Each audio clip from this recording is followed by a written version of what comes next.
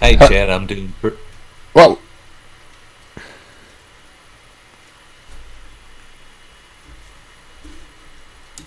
Hey, Chad, I'm doing pretty good tonight. how's it going, Tim? Oh man, we got that wrong. I'm doing pretty good, Chad. Excited about the Hogs being in a bowl game for the first time since 2016. So, even a 3-win year. So it's nice to go bowling and get some of these younger guys and the program in general just a couple more weeks of practice and another game Yeah, against a yeah, absolutely. I totally agree with you. How are you? So what's going on? How are you enjoying sports? How are you enjoying the holidays? Everything. Everything's going good right now. My holidays are, have been good. Of course, we did the Hanukkah and we gave out gifts for the eight days and all that. It's always a good time. So I enjoyed it for sure. Nice. Well, that's great to hear, man. So yeah. Yeah, yeah, you know, it was a good time for sure. So, how about you? How is your Christmas going?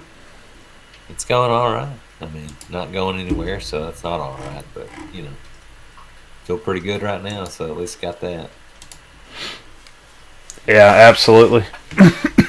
Excuse me. hope you're okay.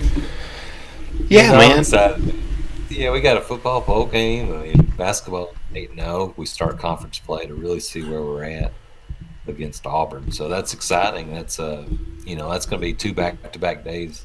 I guess Wednesday the 30th we play Auburn in basketball, and then the Uh next day huh. we play you in football. So and then you got New Year's Day to hang out and stuff. So it's a it's a good time right now. Yeah, I think it's going to be an excellent time, and I think you know we're going to enjoy watching this program flourish as the year goes on, especially with the bowl game and basketball the way it's going. I mean, everything is looking up, and it's looking like it's going the right direction. So I think I think we're going to be good. I was kind of weirded out. I feel like that we're already at the end of football season. It just feels like it just began. It just went so fast, and we played a lot of games with a lot of great teams. It just feels like it flew by, and it doesn't. It feels like we got done dirty, because we got that fake loss to Auburn and stuff, and it just the whole year just feels kind of like you got done dirty, and it feels like man, I don't know if I want to. I guess this is what I thought, so I'm just gonna say it. It felt kind of like a pity bowl or something, like they ain't been to a bowl game in a long time, and they got those 3 wins and stuff. But then you add the Auburn win on, and you got a 4-win situation. But then they got us going up against a 6-win TCU. It's like they have a lot of confidence in us, or whatnot. You know what I mean? Like, Yeah. so it's a tough game.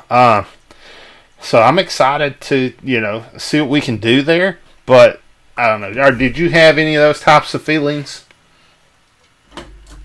Yeah, but I mean, if in a normal schedule, you're tacking on four, like you tack on this year, four non-conference. Even if we lose to Notre Dame, you go 3-1. You add on Mm-hmm. three SEC. We don't play Georgia and Florida, 2 losses. I mean, you can beat Ole Miss, Mississippi State, and then we play Tennessee anyway. So you have those three SEC wins plus the three non-con that we would have had. Mm-hmm. You know what I mean? And I feel like we're 6-6, like that kind of bowl game. It's I mean Mississippi State's in one. South Carolina was before canceled for COVID. Tennessee was in one. Ole Miss is in. Ole Miss is they're not as bad as some of those examples of Mississippi State and Yeah. Tennessee. But I mean, everybody who got in, they know SEC people will watch or what. I mean, you know what I mean? So Mm-hmm. so they're going to give us a shot. And I mean, there's got to be teams to play, and they want the big conferences. It's obvious, man. So look how the playoffs are drawn up. They're going to protect the big conferences, and we as sometimes get kind of we get gifts from that. But that, yeah, I mean, I don't know. It doesn't feel as good. I'm not gonna like next year. Hopefully we get a normal year. Mm-hmm. Like that's I want like a real, you know what I mean? I want to really earn it. But with Oh the yeah. Auburn win, like you're saying, a great point, and that's the one. You know what I mean? There's some different things in other games, but like Auburn was right there a win. That's the end of the call game. Mm-hmm. Right now. So it counts. I feel pretty good. Yeah. So and then we'll play TC, and I think that's going to let us know like a lot about our team. Like if we can go over there and handle them, and just show that we are a dominant SEC football program again. That just go hold our own and do what we need to do as a member of the SEC and get that W. I expect everybody to get it that's in the SEC, but I mean, I guess Auburn they're probably not going to get it, but I think everybody else is probably going to get that W, and so I don't know. Yeah, and also the thing with if you compared to other SEC schools too that made the bowl games with just a couple wins, Mm-hmm. like they played Vanderbilt. You know what I mean? And so some of these teams have one more win than us. They played Vanderbilt. We played Georgia and Florida, just added on to us. Yeah. You know what I mean? So it's like, does that really count? I mean, you give us just Vanderbilt or even, I feel pretty good about our chances against Kentucky this year instead of one of those. And you're looking at 5, which would have been good. I think it's the way kind of the year ended that we lost a couple. If we would have just beat even Missouri or LSU, Mm-hmm. even just one more kind of at the end of the year, this would be a heck of a way to go out. Oh yeah. Momentum. Yeah, I agree 100%. Beating like you said, 6-4 Big 12 school, and old S-Up Southwestern Conference foe that we're 44-20 against. Yeah. So it's kind of like, do you really want them to? Well, it'd be nice to get that win. It really would. It'd prove a lot. And I think it would do a lot for us as a program. I think I'd build a lot of confidence going into next year. Probably going to pull even some more recruits or whatnot. But, I don't know. It seems to me that coaching has been more of an issue than talent around the University of Arkansas for a very long time. I think Sam Pittman showed us that it's definitely not a talent issue. It's more of a coaching issue. Now, yeah, we got a bit of a depth issue because the coaches ran people off and they transferred out a whole lot. So now we have to build that depth back up with a coach that players actually trust and want to be there and know that's going to be there. But I feel like he's on very solid ground with Yurchek, and it feels like a very stable position for him right now. And that's one thing you're looking at when you're a high school coach and you're working with a kid that's going to be transferring off to a college, and you're looking at a few different colleges with him, and you're going to be saying, like, what does the stability of that head coach look like before I, suggest that my player should go, to that college. So it helps a lot with recruiting when you got that stability. And I think we have that right now, so that's good. Yeah, I think Yurchek kind of shied away and said, "Oh, they already had Chad Morris hired, before I was hired, so I had nothing to, or well, I mean, or I was just hired and they already hired him, or whatever." So he kind of put that. So Pittman is his guy, his hire. He went out on a limb. Mm-hmm.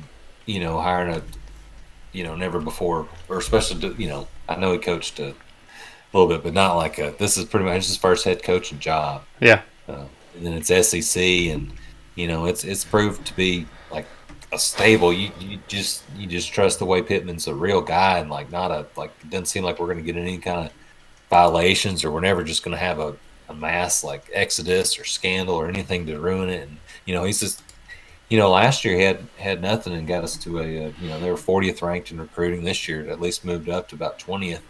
Mm-hmm. And that's only with a couple wins, working off, 20 SEC losses. So you get 3 SEC wins. Another way, yeah, we had 7 losses of them, but we had 3 SEC wins, which was, a lot more than we had the last couple of years. So I think he's stable, and it feels good to have a stable guy. And I think he expects to be better from here on out. Yeah. And I think that's reasonable, and I think that's what we should expect from him also as fans. So, well, I guess we should talk about this Alabama game. Quit beating around the bush. We gotta get into it. We gotta knock this thing out. Oh, you caught me, man. I was trying to stall as long as I could. Let's do it. I don't know what we're gonna. I don't know how long we're gonna stay on the subject, but we All got right, moving on now to we got the brakes beat off of us by Alabama, 52-3. Just got dominated the entire game. It was very embarrassing. It felt like at the very beginning maybe there was a possibility maybe something might happen. It got really bad really quickly after that, and it never stopped. I mean, I know we held them to only a touchdown in the third and fourth quarter. I know that they really ran it up. Getting 4 touchdowns in the second quarter. So it is what it is, right? look. I mean, in the beginning of that game, you knew we weren't going to win, but like we hold them, we go 3 and out, I guess, the first drive, but they get the ball, and we hold them to a field goal. It's like that's not bad. I was feeling good. I felt good, man. Like, and then we drive down the next when we have to score a touchdown against that and take that momentum. And could be a different ball game, but we get held to it, and we get down at the first and goal from the 8-yard line. And then we have a false start, puts us back, so we're first and goal from the 13. Makes it tougher. We just can't get closer than the 9. We have to kick a field goal. He does make it. Phillips a different kicker this week, so it's 3-3. And then the very next drive, Alabama's offense. We force them to punt, and then we go. Of course, then the I think just the game changer was we punted the ball, couldn't get moving after we. Stopped in. We had, a 3 and out, or 2 penalties. Excuse me, 2 false starts in the same drive, put on second and 7, third and 6 false, and then Devontae Smith got the return the punt for 84 yards, and that was just it. I mean, nothing after that. They just scored a whole bunch, and I don't know. I'm disappointed in the Barry Odom defense. I'll just be honest with you. I think that it's failed us several times this year, and I think that Sam Pittman has to do something. There has to be some sort of, that something has to happen. I don't know. Maybe I don't know. And I was so hopeful. It seemed like the beginning of the year, like this was it. Like we had it all in order. So I don't understand, how it went from what it was to what it is now. It's really kind of crazy. But anyway, back to the game. Felipe had, he threw for 90 yards. J.K. got in for a minute, threw for 18. What we got? Traylon Smith with 69 yards, 3.6 yards per carry, and then T.J. Hammonds 25 yards, 5 yards per carry. Jefferson, 11 yards, 1.8 yards per carry. And we had, this is the whole running back situation was a mess.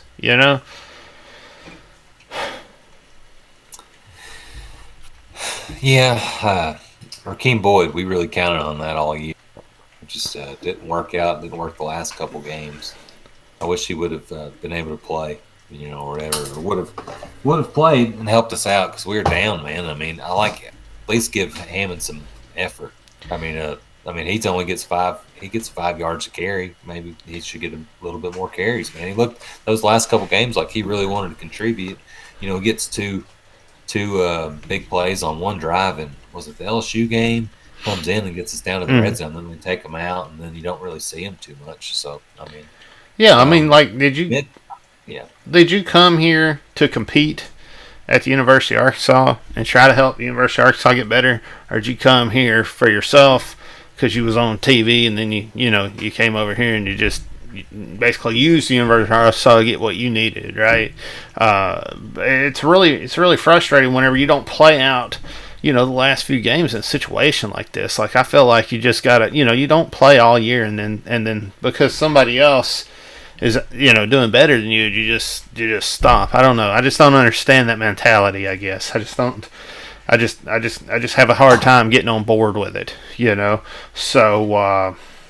I don't know. I mean, listen to this. Let's listen to what Felipe Franks says. And, you can be the decider between what kind of person you want transferring into your college and playing for your team versus Boyd quitting because Smith was out, performing him. Keep fighting, right? Where'd you go? Why'd you give up on us like that? You're wearing number 5, Right, that's a legacy number at the University of That's, Arkansas. that's I think that's what made it one of the worst things about it. It was number 5. Like they just need to retire it. I mean, it should So have. they should have. But let's listen to Frank's. We're halfway through this, breakdown of the game, and I think this would be a good time to put this in and kind of give us some hope back into our back in our view. I think just speaking for me, I just I feel like it's just my duty, not necessarily my duty, but for me, I want to stay and I want to finish the season out. I want to finish what I started. I came here to compete for a season, and that's what I'm going to do.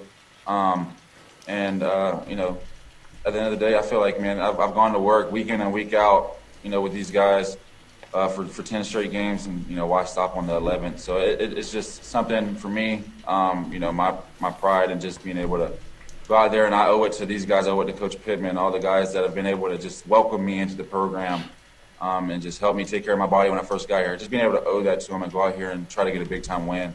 It's just a great opportunity, man. It means a lot to me as a person, as a player, just being a part of this program. It's bigger than me, and I think, faster that you can realize that the picture is bigger than you, that better things off will be. So. I mean, I think he says it all right there. It's bigger than me, and the sooner you can realize that, the better things are going to be for you. You're right. Like, this is about me helping the University of Arkansas. It's not about the University of Arkansas helping me. I think that's the mentality. It's a difference in mentality.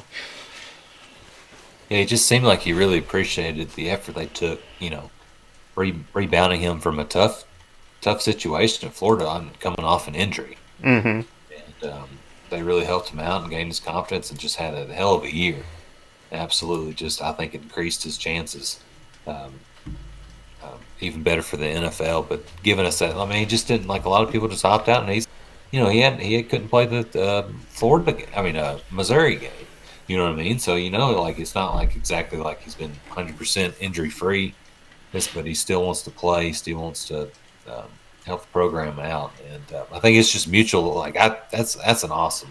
That makes you want to let's get some more grad transfers, because he was always a hog, man. It'd be nice to see him. I hate to see that Alabama game, 8 for 10, 90 yards, but then he gets 7 sacks. You know what I mean? Oh yeah, so and you run for negative. You rush for negative 25 yards. I mean, you get hammered in the backfield constantly the whole game, right? Trying to run the ball, silly quarterback runs. Like we talked about this earlier in the year. Why are we doing that? You got even Traylon Smith still averaging 3.6 yards per carry. You do that 3 times, and that's a first down. So give him the ball. Why are we splitting the touches with Franks and Smith? It makes no sense, and it's exactly what we did. We split the touches with Franks and Smith. I guess because I don't know. Maybe they think Smith will get winded. I don't know. Maybe he don't have the lung capacity for it. I don't know what it is. Yeah, we talked about that, especially after that during that Missouri game. Running KJ like they did, just designed runs when his best runs were when he had to escape out of the pocket, and it worked out. You know what I mean? Yep. But his design was just not working. When find a way to get the running backs the ball, man. I mean, we're down on running backs, and then Spivey, I guess Monte Spivey came in and stayed for a year, maybe 2, and decides to transfer. It's like he would have had. I mean, could you not get some playing time the last couple games, help us out? Mm-hmm. Or something, or what's the so that even makes accentuates what Frank said. So yeah, God bless. What a badass. I hope he comes back next year. I really do. I mean, I guess yeah. What'd you say? He got somebody some sort of a senior bowl or whatever. He can go do that. Yeah, but I hope he comes back. I hope he decides to come on back and do one more year and then go to the NFL. I think it'd be tremendous for him. Just think of what kind of year he could have if he did that. Man, he'd be so much better with the receiving core. I mean, he didn't get any time to practice with these guys, and they already look good. So just think of spring practice. I mean, that just makes it a heck of an even better job. No spring practice in that offense to get accustomed to these guys. Yeah, but you're going to have all his weapons back. You know what I mean? You're going to have Burks and Woods and come do a real year Let's see you do one drill a year. Come on, Felipe. Like offensive line is going to be better. There's no way the offensive line ain't going to get better. All Oh, these yeah. guys are coming back. Definitely. Besides Cunningham because he's a senior, but man, like he just like there's I don't know. Yeah, I mean I like what I saw from KJ and I'm confident in that. But yeah, if Frank's want to come back, I'd welcome him to put on for sure. Me too. Me too. And so anyway, so we got for receivers, you got Woods, 43 yards. 14-yard average. Traylon Smith, 24 yards, 24-yard average, getting that one pass. Blake Kern, 19 yards and 9.5 average, and then Traylon Burks with 16 yards with an 8-yard average, about the same for each one. So I don't know. I feel like you could spread it around a little bit more, but I guess we were just having trouble getting it there, and being able to stop the Alabama offensive line from getting in the backfield and disrupting the play. Honestly, and it just kept breaking it down constantly throughout the whole game. So Yeah. I think you're right about that. You start off those like first couple drives, like the first play of the game, man. We hit Woods on a slant, just for 16 yards for a first down. Next drive, I saw Traylon gets a run for 16. Then we go to Burks for another like first down catch, and those are half their. Well, Woods had 3 catches, but that's half. Burks catches one. They catch one both early in the first quarter. And then boom, like one more after that. And just I mean, I don't know. It's got to step. It all steps up. This game shows how far away we are from Alabama, and that just it wasn't. Yeah. Well, I mean, at least we scored. We didn't get shut out, and I mean, I know they scored 52 on us, but man, it could have been a lot worse. It has been a lot worse before. So, but I mean, I don't know. I mean, it sucked. The whole game sucked. Defense, we don't have 1 sack, nothing. So, it is what it is. Poole stepped up. He was the leading tackler in the game. Catalan coming in behind him. Mason Miles. They played real hard. Nick Turner did a good job this game, stepping in. Bishop had a good game, and that was, Isaiah Nichols. And then it kind of drops off from there, and that's one thing we were talking about through the beginning of the year whenever we're doing really well was how all the, defensive players are really able to contribute, and make something happen. And we kind of saw that fall off towards the end of the year. So, I don't know. I just feel like with this coach, I guess, I just feel like with this defense and the way it is right now and kind of how it went at the end of this year, so I just don't care. I don't care for it at all and how it went. I feel like after Missouri, it feels like something happened and, things went weird. I feel like, I don't know. Do you agree with that? Like, it feels like there was some sort of a shift around that time period. I will say, not that Alabama was with them, but like it didn't help that we had Grant Morgan, our starting linebacker, leading tackler in the SEC, out for that game. That's true. Well, our depth is already, like you were mentioning earlier, our depth is already so bad from the previous having to have 3 coaches in the last 4 seasons. You know what I mean? That's not healthy for a program. So I think, but yeah, something definitely happened. I mean, we held Tennessee Tennessee's not the best team, but 13 points. Yeah. They figured it out. We had games where we were scoring. Then we give up 63 to Florida. Florida had a good offense, but still 63 is a lot. You should do better than that. LSU 27, not good against, a freshman quarterback coming in. Missouri 50, no, right when that, and then Bama 52. No, hold them to, 30 something. You know what I mean? But no, it didn't look good, and I'm not. It's not. I mean, I'm still okay with Odom, but yeah, there's got to be something done to be different. We can't have that defense again and expect next year's for real, man. We play Rice and then we play Texas, second game of the year if that schedule holds. So we got to figure it out. Second game of the year playing Texas. Yeah, I don't know if it's an Odom thing. I don't know, what it is. But whatever it I is, mean, it it is needs to get also tweaked and fixed. Whatever it is, I don't know. Of course, that's what Pittman has to do as head coach and root that out and figure out what the situation was and solve it. And we haven't seen him not do that yet with anything else that's creeped up. So, hopefully we'll see him, address this defensive situation. I guess we'll just have to see as we move forward. yeah.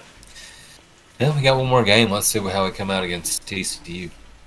Oh yeah, absolutely. And I don't care what he does. Honestly, like if you want to keep Barry, that's fine with me. If you want to let him go, that's fine with me too. I'm not like enamored with the guy, so I could go either way.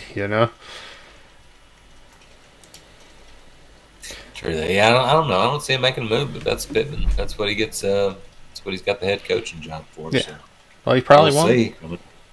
see. Might not need to.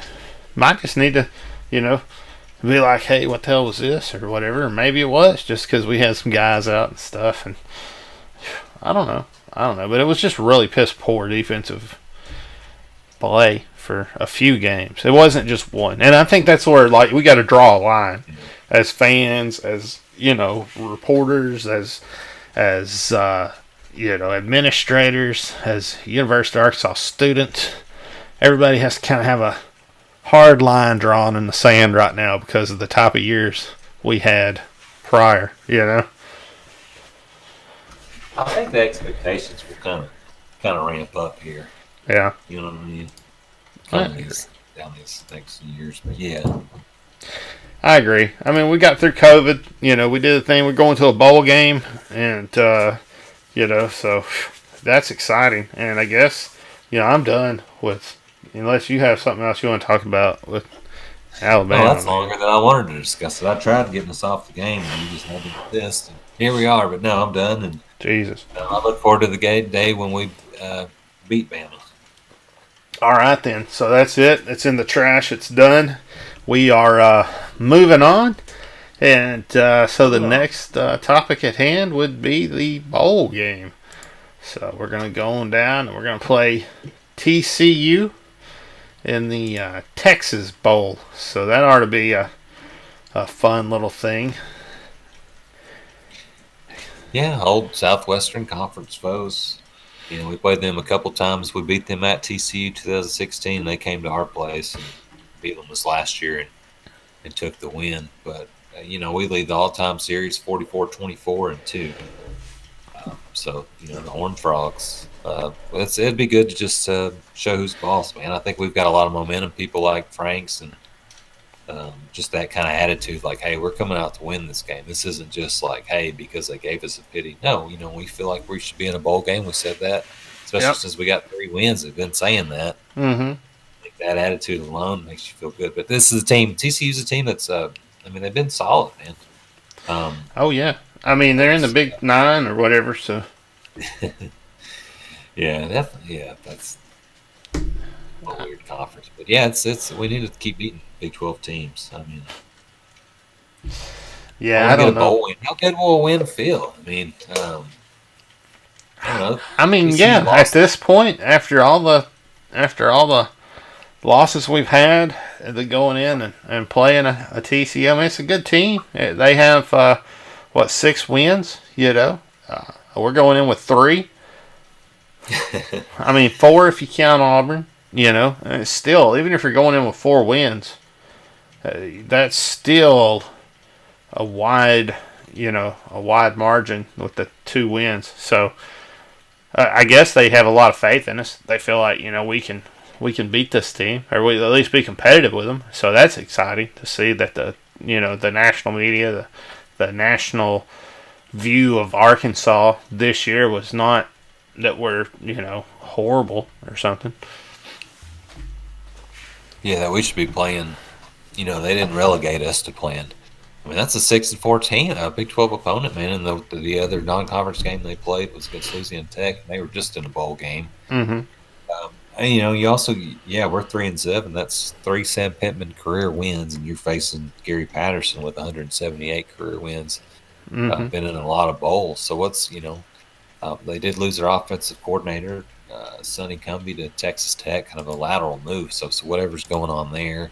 Their leading rusher is a quarterback, so he's a dynamic dual threat, I guess, Max Dugan. But not much of it. If he's the leading rusher, the rushing game's not that strong. So the offense, I think this is a game for Odom, like kind of coming back to that, Chad, is let's see him prove it. You know what I mean? And then I feel pretty good. If their defense is supposed to be the strong point, Patterson's the TCU finished top 5 Big 12 in total defense, scoring defense, rush defense, pass defense. I guess that's middle of the pack if they've only got, it's not like they've got 12 teams. So defensive fish, all these. So about a solid defense. And if that's their strength, I feel pretty good about our offense, kind of being fresh, fresh going out there against us moving the ball. So it'll be definitely a a game to check Odom, kind of how we're going to do. Maybe Pittman thinks that way too. Yeah, maybe so. And we're going up another one of these teams that we're seeing an offensive line that's not quite as large as the other offensive lines where we've had the trouble, and we've seen that trend throughout the year when we've went up against these teams with these smaller offensive lines where we have performed better. And we've talked about that. So, I mean, you got their left tackle at 6'7", 325. And, he's probably the biggest dude that's out there. That's at Strotman. So, then you got Lands out there, guard. He's 6'3", 311. So, you're looking at a, not a huge guy, right? They're not in the 320s and 330s like Alabama and Auburn and stuff like that. Avila, 314. That's your center. Your right guard at Myers, 6'5", 290. McMillan, 300. Cooker, right tackle, 326, 6'7". So he's another big boy. So that's the two. That's the two guys. You got the tackles that are 325-ish range, but that's the biggest they got, and that's really not a huge offensive line compared to what we've seen. Yeah, when you're talking about the SEC, it's gonna on both sides of the line, but the offensive line, not as big. So that's kind of something. Let's see how our defensive line. See if we can have a better game than we have had and put some pressure on the quarterback. Didn't have one sack against Bama. Let's see if we can get Dugan, in trouble quite a bit because he's not the best passer. He's more of a run threat. So let's see what we can force him to, make tough throws and get one of those games where we get some turnovers, maybe even a touchdown again. Yeah, that'd be good to see, right? Well, you got their two tight ends, Ware and Wells. Wells with 3 TDs on the year, so you gotta keep an eye on him. He's sneaking out of there a lot in the backfield, and then you got Demaro Cadabo. I don't even know how to say that. Do you know how to say that running back's name? Yeah, DiMaccardo. I mean, DiMaccardo. Yeah, Amari. Yeah, Amari. Let's just go with that. Amari. That's a nice name, so that's okay. Well, then you got Amari, right? And he's doing well. He's having a good year. So they like you said, they will use Wells. He's their leading touchdown. I mean, they've thrown only 11 touchdown passes the entire year in the Big 12. That doesn't seem. How are they? How are they 5-4 in the Big 12? Well, they got 1, 2, 3, 4, 5 running backs. I mean, they're splitting time with all these guys. All these running backs are getting, some touches or receptions or something. So they're, that's really what you're going to see from them. I'm thinking is a big running back attack. But it's going to be like passes out of the backfield, all kinds of stuff. Yeah, I mean it's crazy though. Like Dugan, I mean he's back and he's leading the team with those attempts and then 10 touchdowns. But he's got the legs. His long is like an 81-yard run, so he's got the legs to explode for big plays. You know what I mean? But he's the biggest rusher. But then after that, like you're saying, they got Barlow, Evans, Millard, Amari. Foster all scoring touchdowns and able to run the ball as well.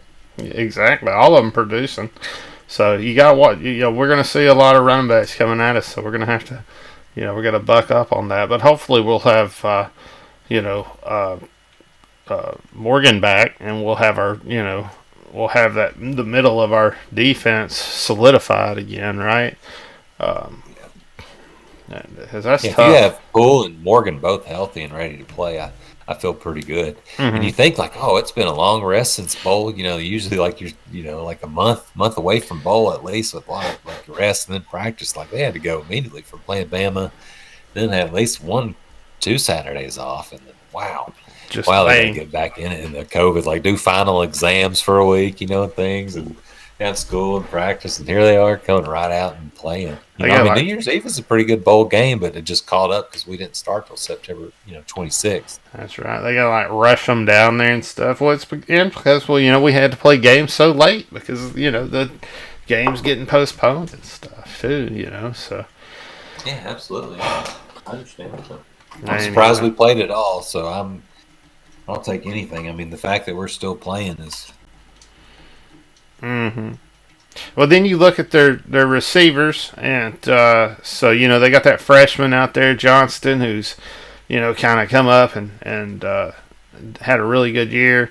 Then they got Barber and Wells and Carnwright, just having really good years. The Cartwright's on the freshman watch list this year, the AWAA freshman watch list, and he's got 17 receptions, 60 yards. I mean, he's out there just making it happen. So anytime you see that, that's somebody you got to watch. And then on the other side of the field, you got this another freshman who's tearing it up, but not to the extent, right? But still doing a really good job. Catching the ball, making things happen, and then. You got Barber and Wells who are juniors, and they're also, contributing. So, you see, while you see a run-heavy offense, you do see these wide receivers contributing quite a bit to the game. Yeah, I think just kind of getting that quarterback more experience to get into him. But, yeah, Johnson, the freshman, 6'4", 193, so he's going to be around a while. Mm-hmm. Goodness. So that's what they'll, like you're saying, they've got some weapons out there. But they're young. Yeah, like the whole team is young. I mean, it's they won 5 out of their last 6 games, and then I think Patterson said our younger players may have all grown up. If you look out there, I think we had one senior in the last 4 or 5 or 6 ball games. Yeah. So they're a really young team, and kind of like us, they're both. Well, I mean, they're not an upcoming program because Patterson's been there for 20 years, but you know what I mean. Mm-hmm. I don't know where I was going with that. Well, yeah. I mean, you're right though. So they've got a lot of guys that are still, ready to, really focused on winning this game. Like this seems like one of the games because you've already had a couple of bowl games where. In like South Carolina and Tennessee, yeah, opted out of them. They had COVID problems, so just games never happened before, just canceled. You know what I mean? And you've got teams that really want to play, and we're in for a good ball game. Oh man, absolutely. So then we got their defense. We gotta go deal with these guys. They When I look at their defense, I feel like this is definitely their strong suit. They definitely have more age on their defense. They definitely got more experience on their defense. You're looking at like this left end, 6'5", 274. That Mathis, the tackle, 6'2", 283. Then the other tackle, let's see, that was Cooper. Then the other tackle, Ellis. 6'2", 295. Sony 6'2", 294. So not a huge defense, right? The end 6'2", 224. So you're not looking at anybody massive. Probably the biggest guy is this Workman, defensive end at 245, 6'3". So he's he's somebody you might need to keep an eye on or whatnot. And we're not seeing anybody that's just I don't know. In my opinion, have an amazing year on their team. The only guys. Sorry, Chad. The only guy, Mathis, has 9 sacks, though. So that's pretty good. He's leading the team by far in sacks. 9 sacks for the year. Also, to go along with 14 tackles for a loss. But so that guy's pretty good, but nobody else has more than 2 or 3 sacks. So. That's like less than 1 sack. I mean, like, that's not even like getting a sack every game either. So, right? Because didn't they play 10? So, anyway, I don't know. Well, and then they got their, linebackers, which you're going to see more strength in their linebacker, a lot like you do with us and Morgan and stuff. You got Winners, 6'1", 223. He's the Mike back. He's kind of the guy that kind of holds the glue together on this team. 59 tackles. Just having a decent year, really getting out there and doing what he needs to do. Then you got the strong side linebacker Garrett Wallow, and he has won preseason awards this year, and he's done really good throughout the year. 77 tackles. I mean, just having a phenomenal year. So you really see him getting out there and making it happen also. And those are the two you really got to watch. I think. When you're looking at their, linebacker crew, you got other people like Jordan and Harris and stuff like that, but they're just not, they're not producing the same kind of numbers.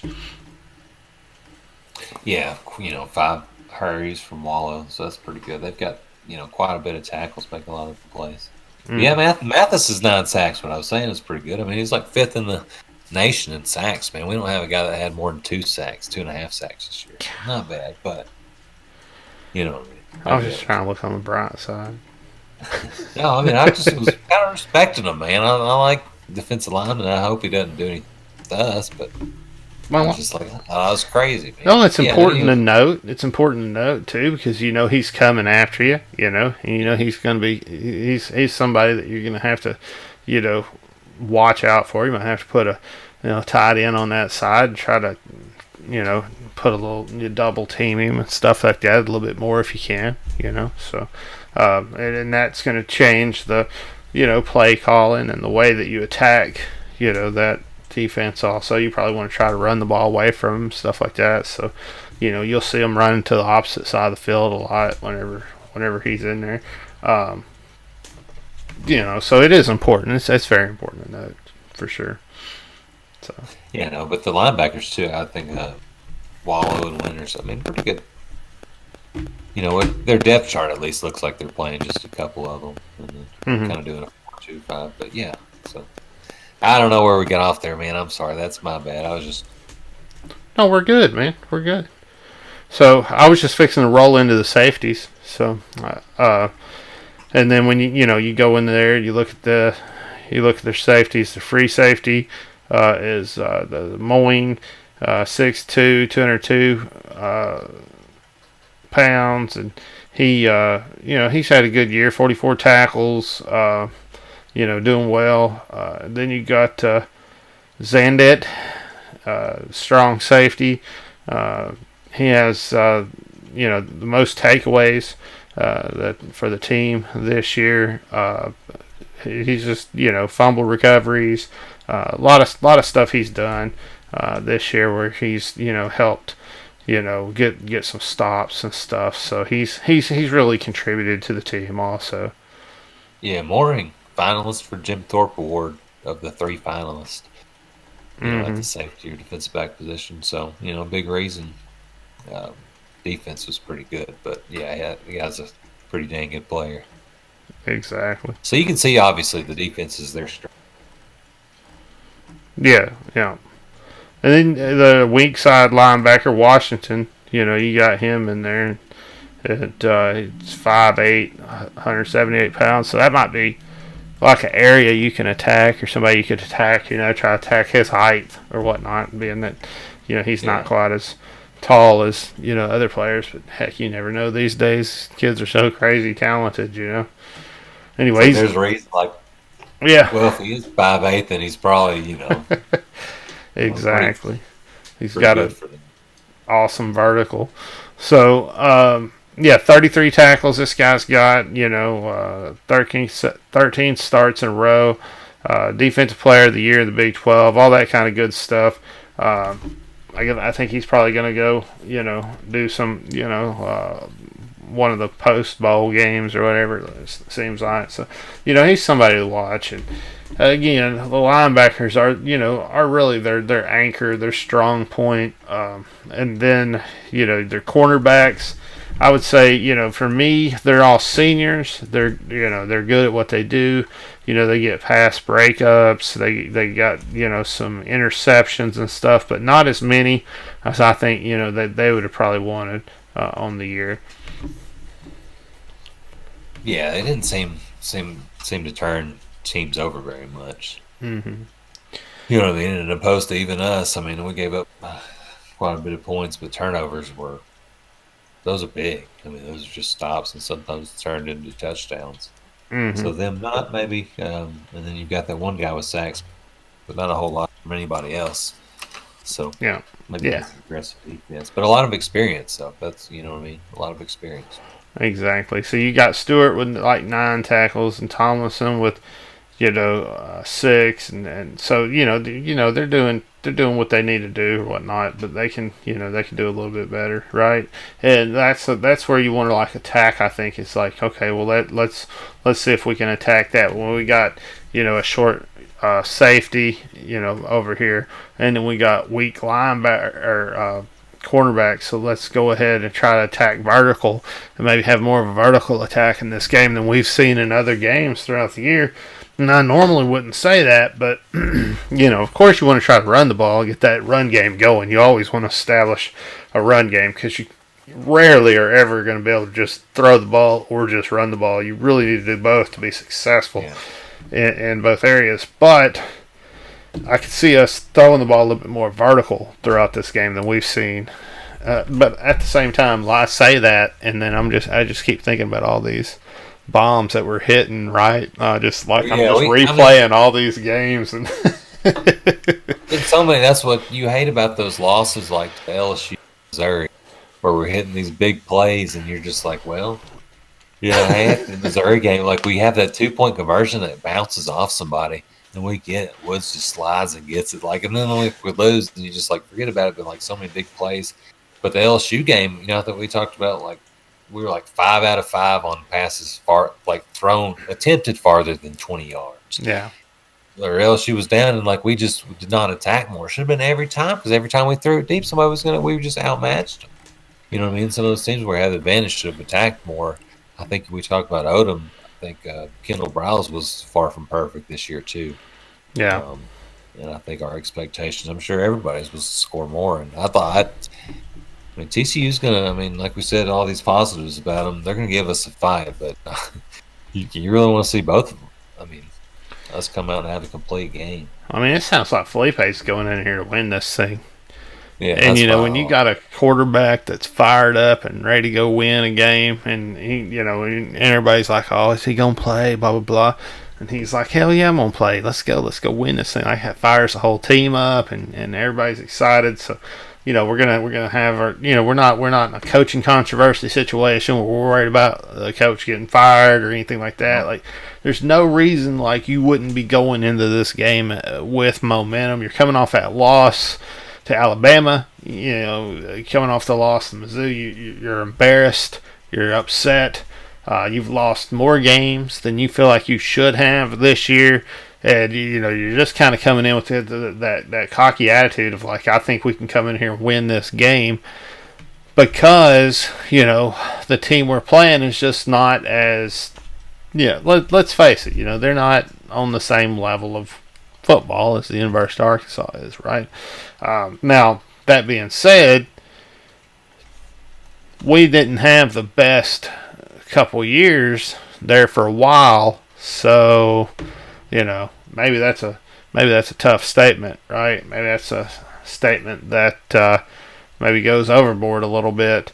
But I feel like maybe we can get out there and get this win or whatever. I don't know.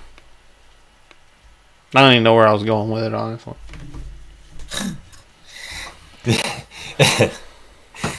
No, I feel like we should. I feel pretty good about this win. I feel like we're a better program. Again, we're at 44-24 against them, man.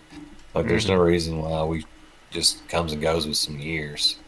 They've had some stability, but I expect us to win again. Sorry, man. You know what I mean?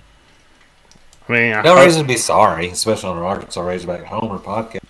Look, I hope we win this game, and I feel like we have a good opportunity. Got everywhere, and I just got distracted. All right, man. I was trying to come up with it, but I just don't think that they are on the same level as us. I just don't think they're the same type of program.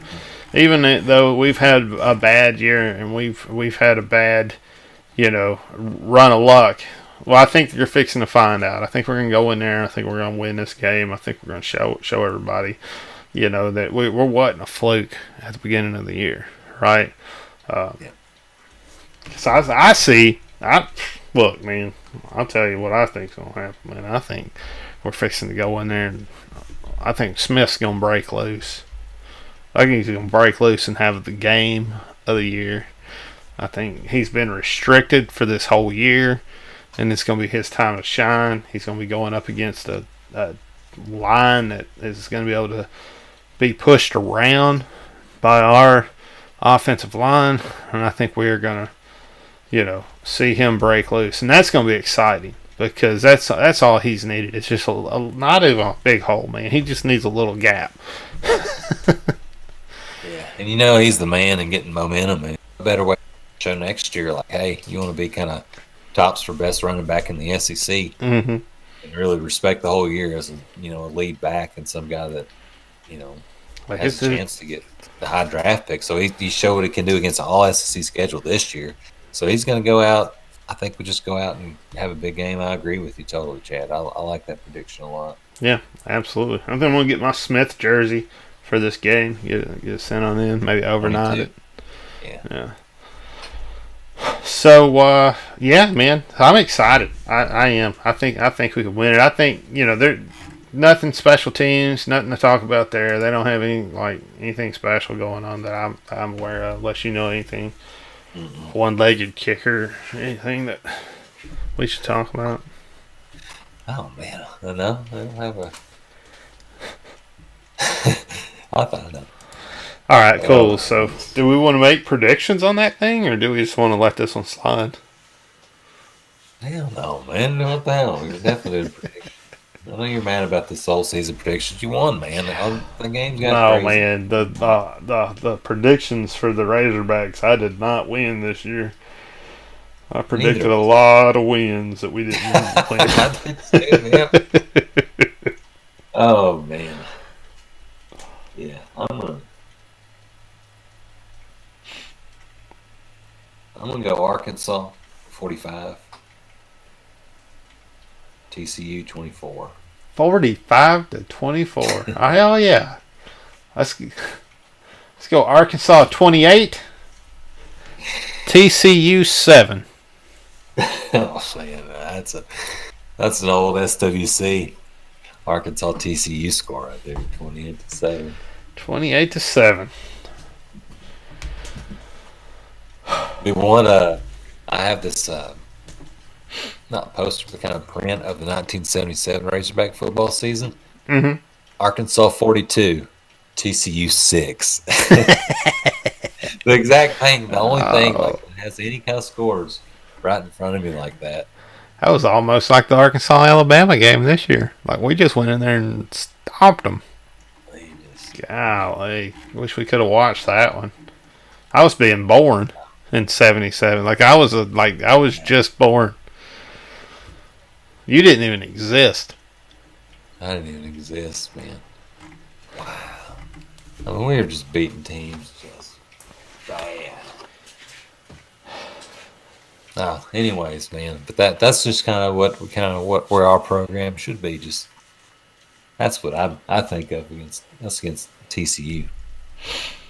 Yeah. Well, We guessed it, so we'll see what happens. I don't know. We've done that. I've done that against other teams. Man. You know what? It's Go sue TCU, me, man. man. I Anyone think they listening, ain't go no better. sue They ain't no better than Ole Miss. Ain't no way they're better than Ole Miss. No way. Do we want to list off these signees, or do you want to do that now, or do you want to go into the basketball, or what do you want to? What are you thinking? Well, yeah, we can move on to at least talking about the signing class real quick, kind of round out football. Okay. So, well, we got the commits, I guess, on the ESPN here. Looks like they signed. Showing AJ Green from Tulsa, Oklahoma, played over at Union City High School. We got Kentron Jackson, Rose City, Texas, Rose City High School. You got Javon Hunt from Midwest City, Oklahoma. Carl Albert High School. Yeah. So now you got what?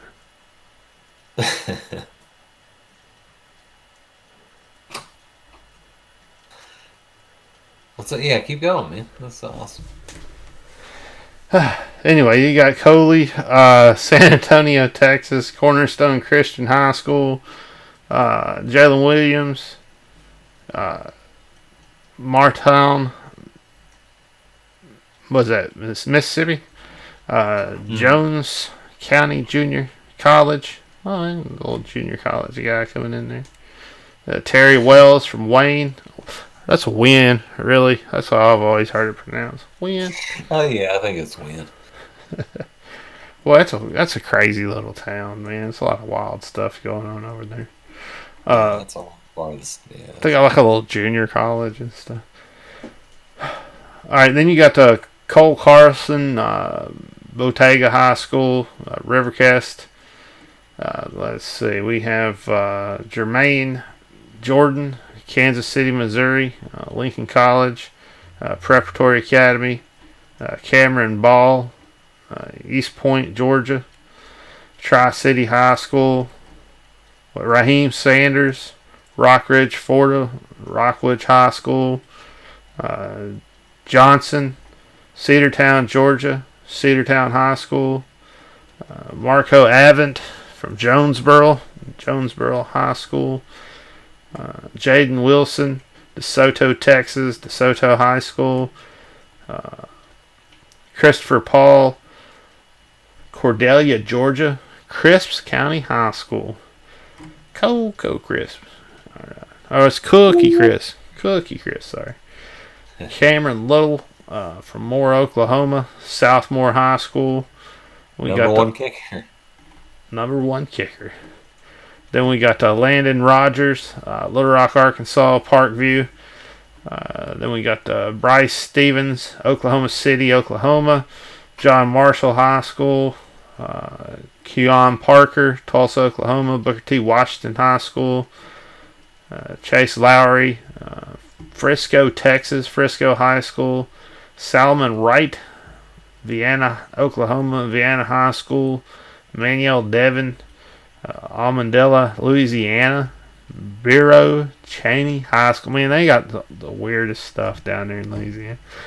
Aaron Outley, Little Rock, Arkansas, Parkview, and then Trent Gordon from Manville, Texas, Pennsylvania State University.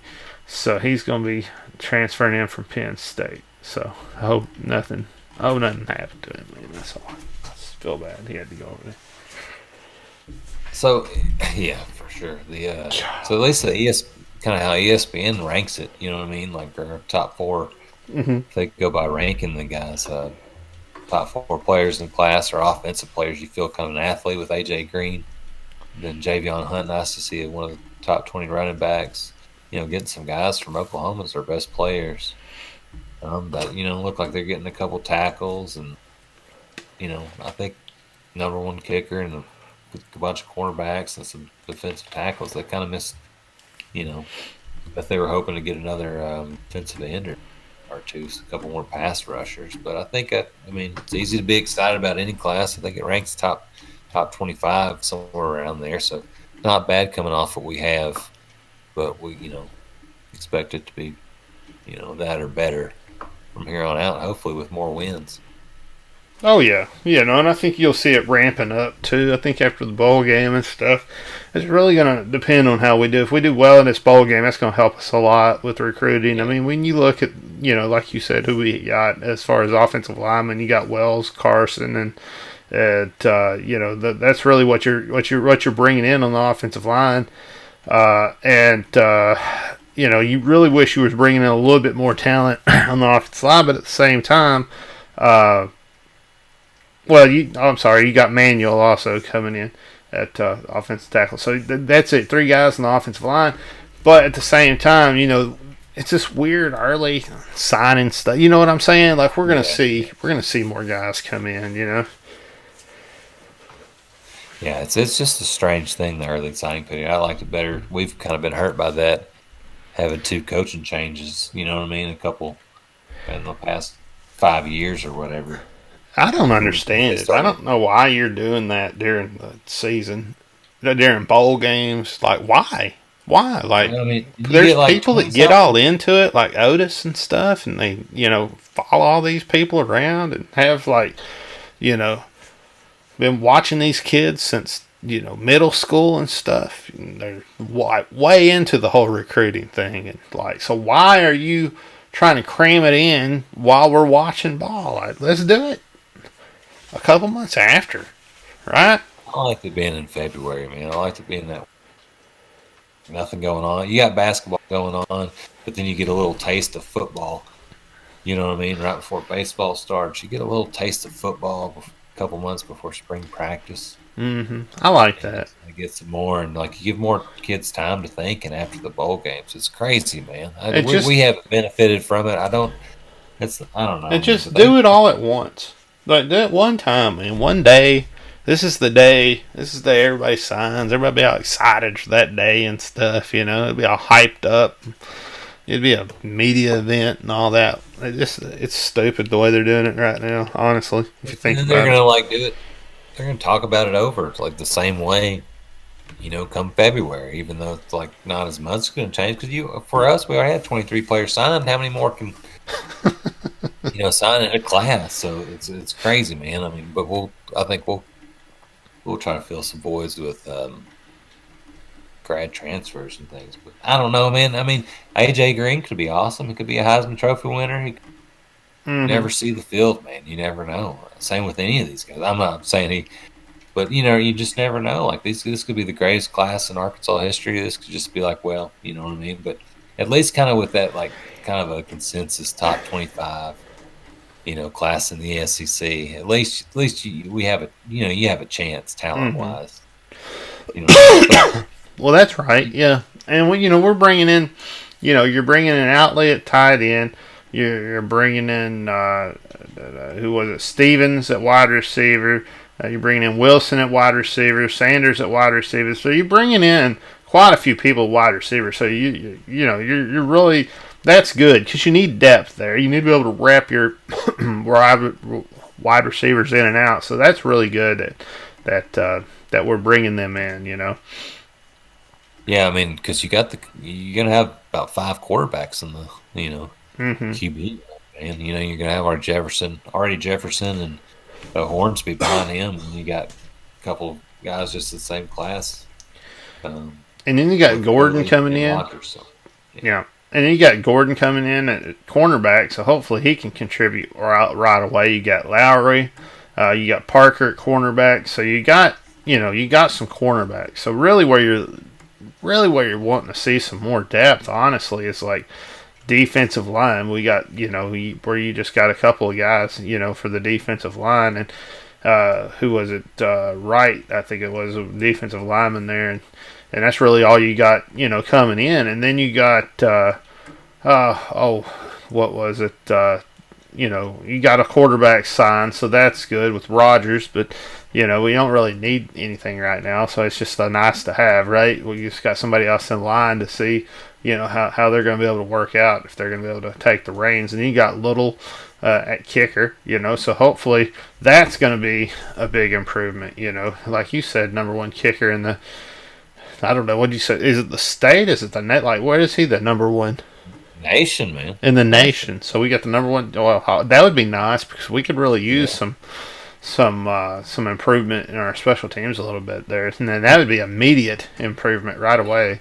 If you could have a kicker that was like kind of a Zach Hocker that you just could count on for kicking field goals and scoring points, you know what I mean? And like just like you're not going to go away a drive and maybe it stalls, but like at least you come away with points.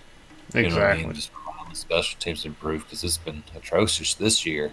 So, but that at least shores up. I mean, can't hurt. I mean, if he's that good of a kicker, it doesn't hurt. You know what I mean? It sounds he's got potential to be. Why wouldn't he be good? I have confidence in him. Hell, he's earned. He just did something right to be considered the number one. So yeah.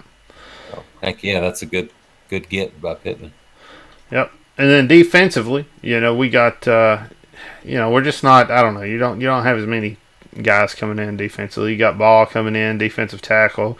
You got Johnson as a safety. You got an inside linebacker with Paul coming in there, and then Parker and Lowry at cornerback, and that's it. Like that's all. That's all you got coming in there in defense. So you really got to worry. That's where you start worrying. Like you already have that. The issues with depth. Now we're not seeing that. We're not seeing a lot of guys coming in there for that. Like, where's our Mike back? Where's our, you know what I'm saying? So, but maybe we'll get a transfer. Maybe that'll be a situation where we get somebody with a little bit more experience to be able to come in and help us out. To be able to, get some extra reps and stuff. So, yeah, it seems kind of we really need a big time linebacker to kind of fill maybe that Hamilton Jordan from Jermaine Hamilton Jordan from Kansas City. Mm-hmm. Be pretty good, yeah, because you're losing Morgan unless it'd be nice if he came back next year. Poole's got another. I guess Poole's is he a junior or senior? Yeah. He's getting older, and then obviously if our depth was, if it's kind of seen that Morgan's missing from that Bama game or whatever game, you don't have a lot of depth there. So. And then you got the wild card Green coming in as an athlete, and you just play anywhere on the damn field. You have no idea what they're going to do with him, right? So. I don't know. And then you got to think, too, no matter what they're listed here, what they're coming in at, like, that might not be what they're going to be playing. Whenever the coaches get done looking at them, they may be, switched something that's more suited for them, right? So we don't know what the strategy with the coaches are. Right? We might have some wide receivers coming in at cornerback. We don't know. Yeah, you really don't. You don't know with a guy like that, but hey. That's nice to try to go out and get some weapons, man. I mean, I don't know what to say. I appreciate them being Hogs, man, and signing and believing in the program. But hey, I think it's exciting. I hope they be the class that wins the national championship. Yeah, I'd like to see that. That'd be awesome. I'm excited to have every one of them. I think they're all, exciting players to have. And it's going to be great. I just think, I'm going to be excited to see what the full signing class is. And. No matter what, you're just gonna have to get it done. If you fill the gaps or you don't fill the gaps, you got to figure out a way to get it done. And that's the thing. So, just gotta have faith in the coaches. I guess that's why, like with the signing class thing, I've always just kind of been like, you just gotta kind of trust the coaches to get the best kids they can and to bring them in and really. I feel like that we don't have as much control over that. You know what I mean? Especially as fans and stuff. So it really doesn't matter. Not that these players don't matter. That I'm just saying, keeping up with it and stuff.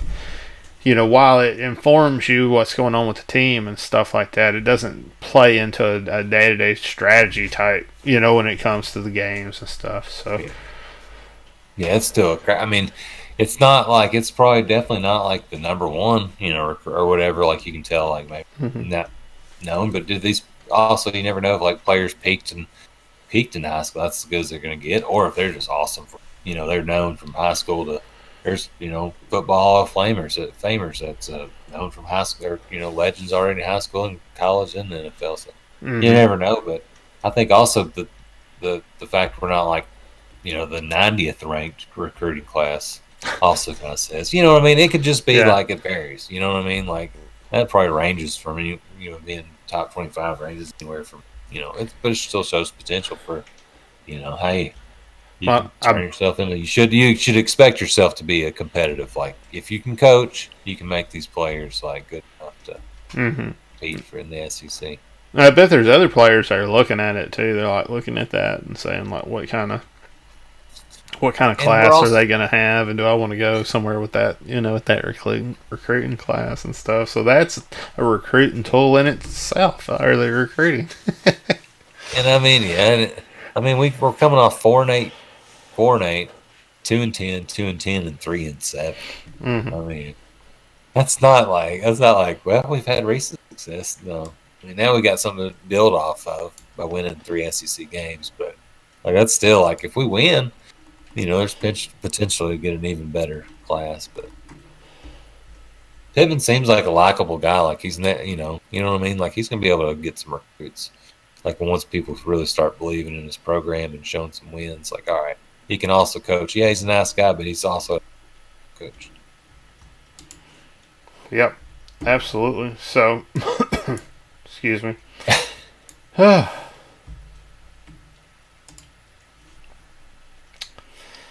So, I guess we should shift into football. I guess. I mean, I don't know that I have anything else to add to the recruiting, personally.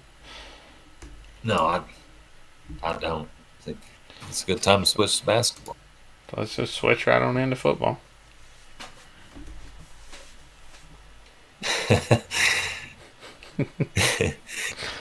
Man, how about that Bama game? That was awful. I thought we were doing basketball, Tim. You said switch to football, so I said, let's talk about football. Maybe we did talk about basketball. Maybe I'm just confused. I don't know what's going on anymore. I thought I knew what was going on until just then. I think I got to take a piss. Is probably what's going on. Oh, well, we can always do that if you need to.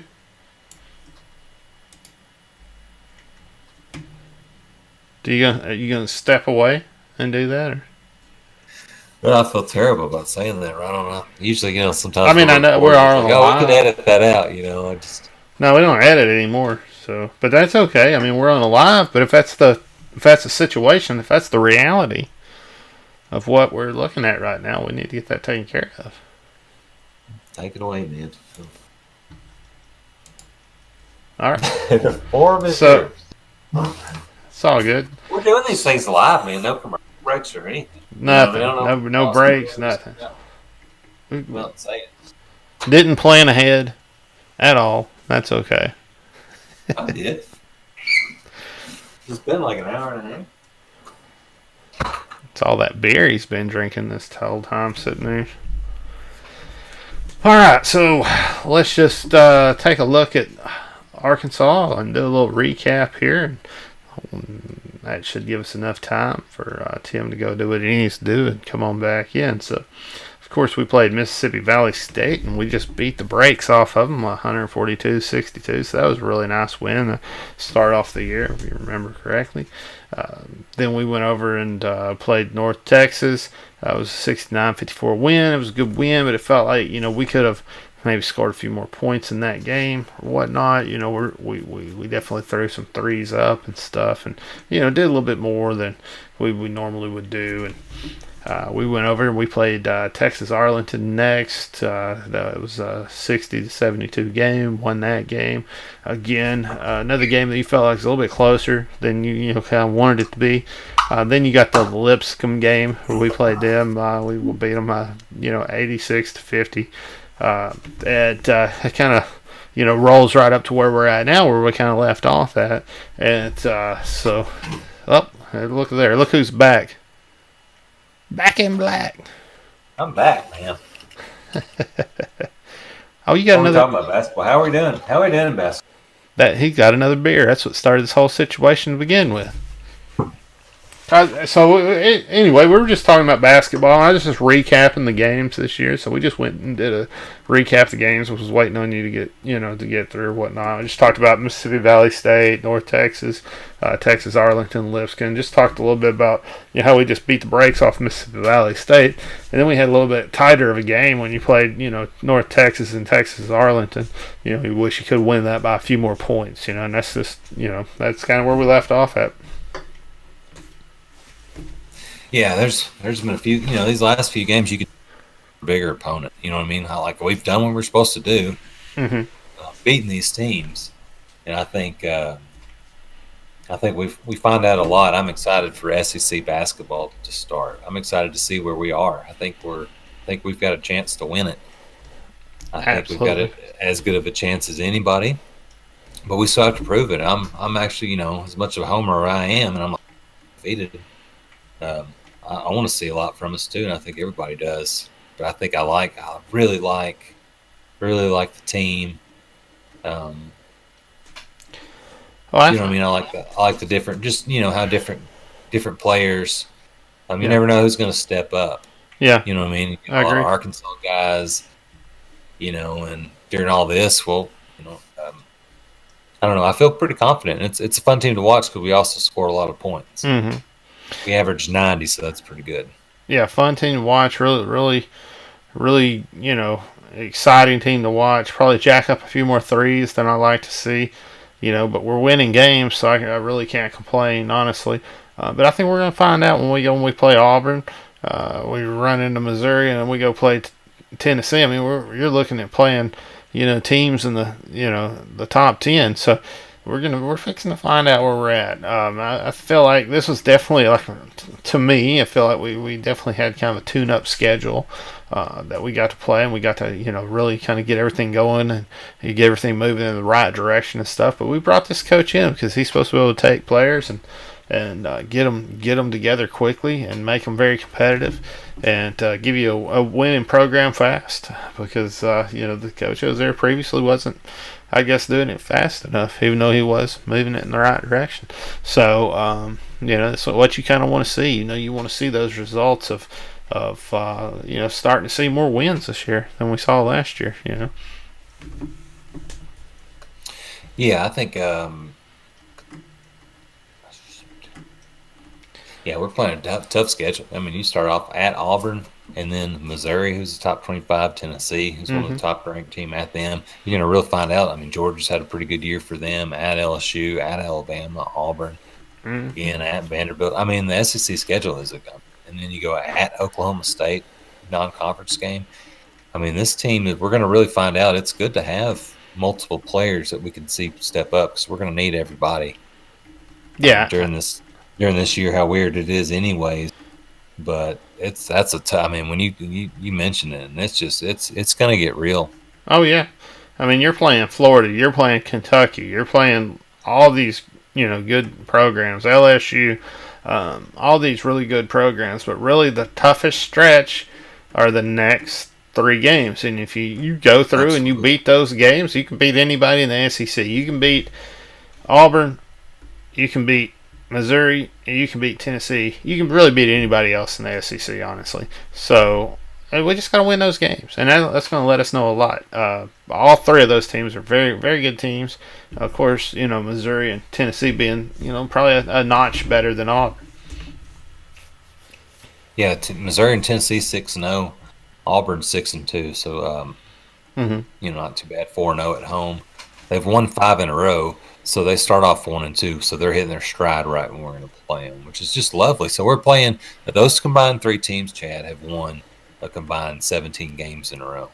We've won 8 though, so something's got to give, and hopefully it's us, at the top of the conference like we still are. But we're 8-0, Georgia 7-0, and then Missouri 6-0, Tennessee 6-0, and then you got teams that's lost. So it's going to be a competitive season. It's going to be fun to really kind of kick into college basketball, or really SEC play. Oh yeah, absolutely. Help us get through the winter. Absolutely. So I think that we haven't talked about the Southern game, the Central Arkansas game, Oral Roberts, or ACU game yet. I think the last time we we talked left about with Lipscomb, right? We left off. Am I wrong? no, we talked about Southern, I think, Oh, because okay, okay. we did the Oh, that's right. Because I started 40 talking about Thursday. Central Arkansas, and you was like, Or "Whoa, you whoa, whoa, whoa." Well, I got you. yeah. So, all right. So let's take a look at it. We'll look at the Central Arkansas game. We won this game 175. Always nice to break that. Put up 100 on the board. Really weird score. Beating them 175. Central Arkansas. They're having a tough year. It's just not. It's not their year. And we went in. We handled business. We did what we needed to do. Tate had the most points in the game. Sills, I guess, he tied for the most points with Sills. But he had the assists and the rebounds, and he looked real good. But then you got Vanover coming in and really producing in this game, getting the 9 points and the 10 rebounds, and that's really good because that really makes a big difference when you got somebody that's like Vanover getting in there and being aggressive. Then you had Smith with the 12 points, 4 rebounds.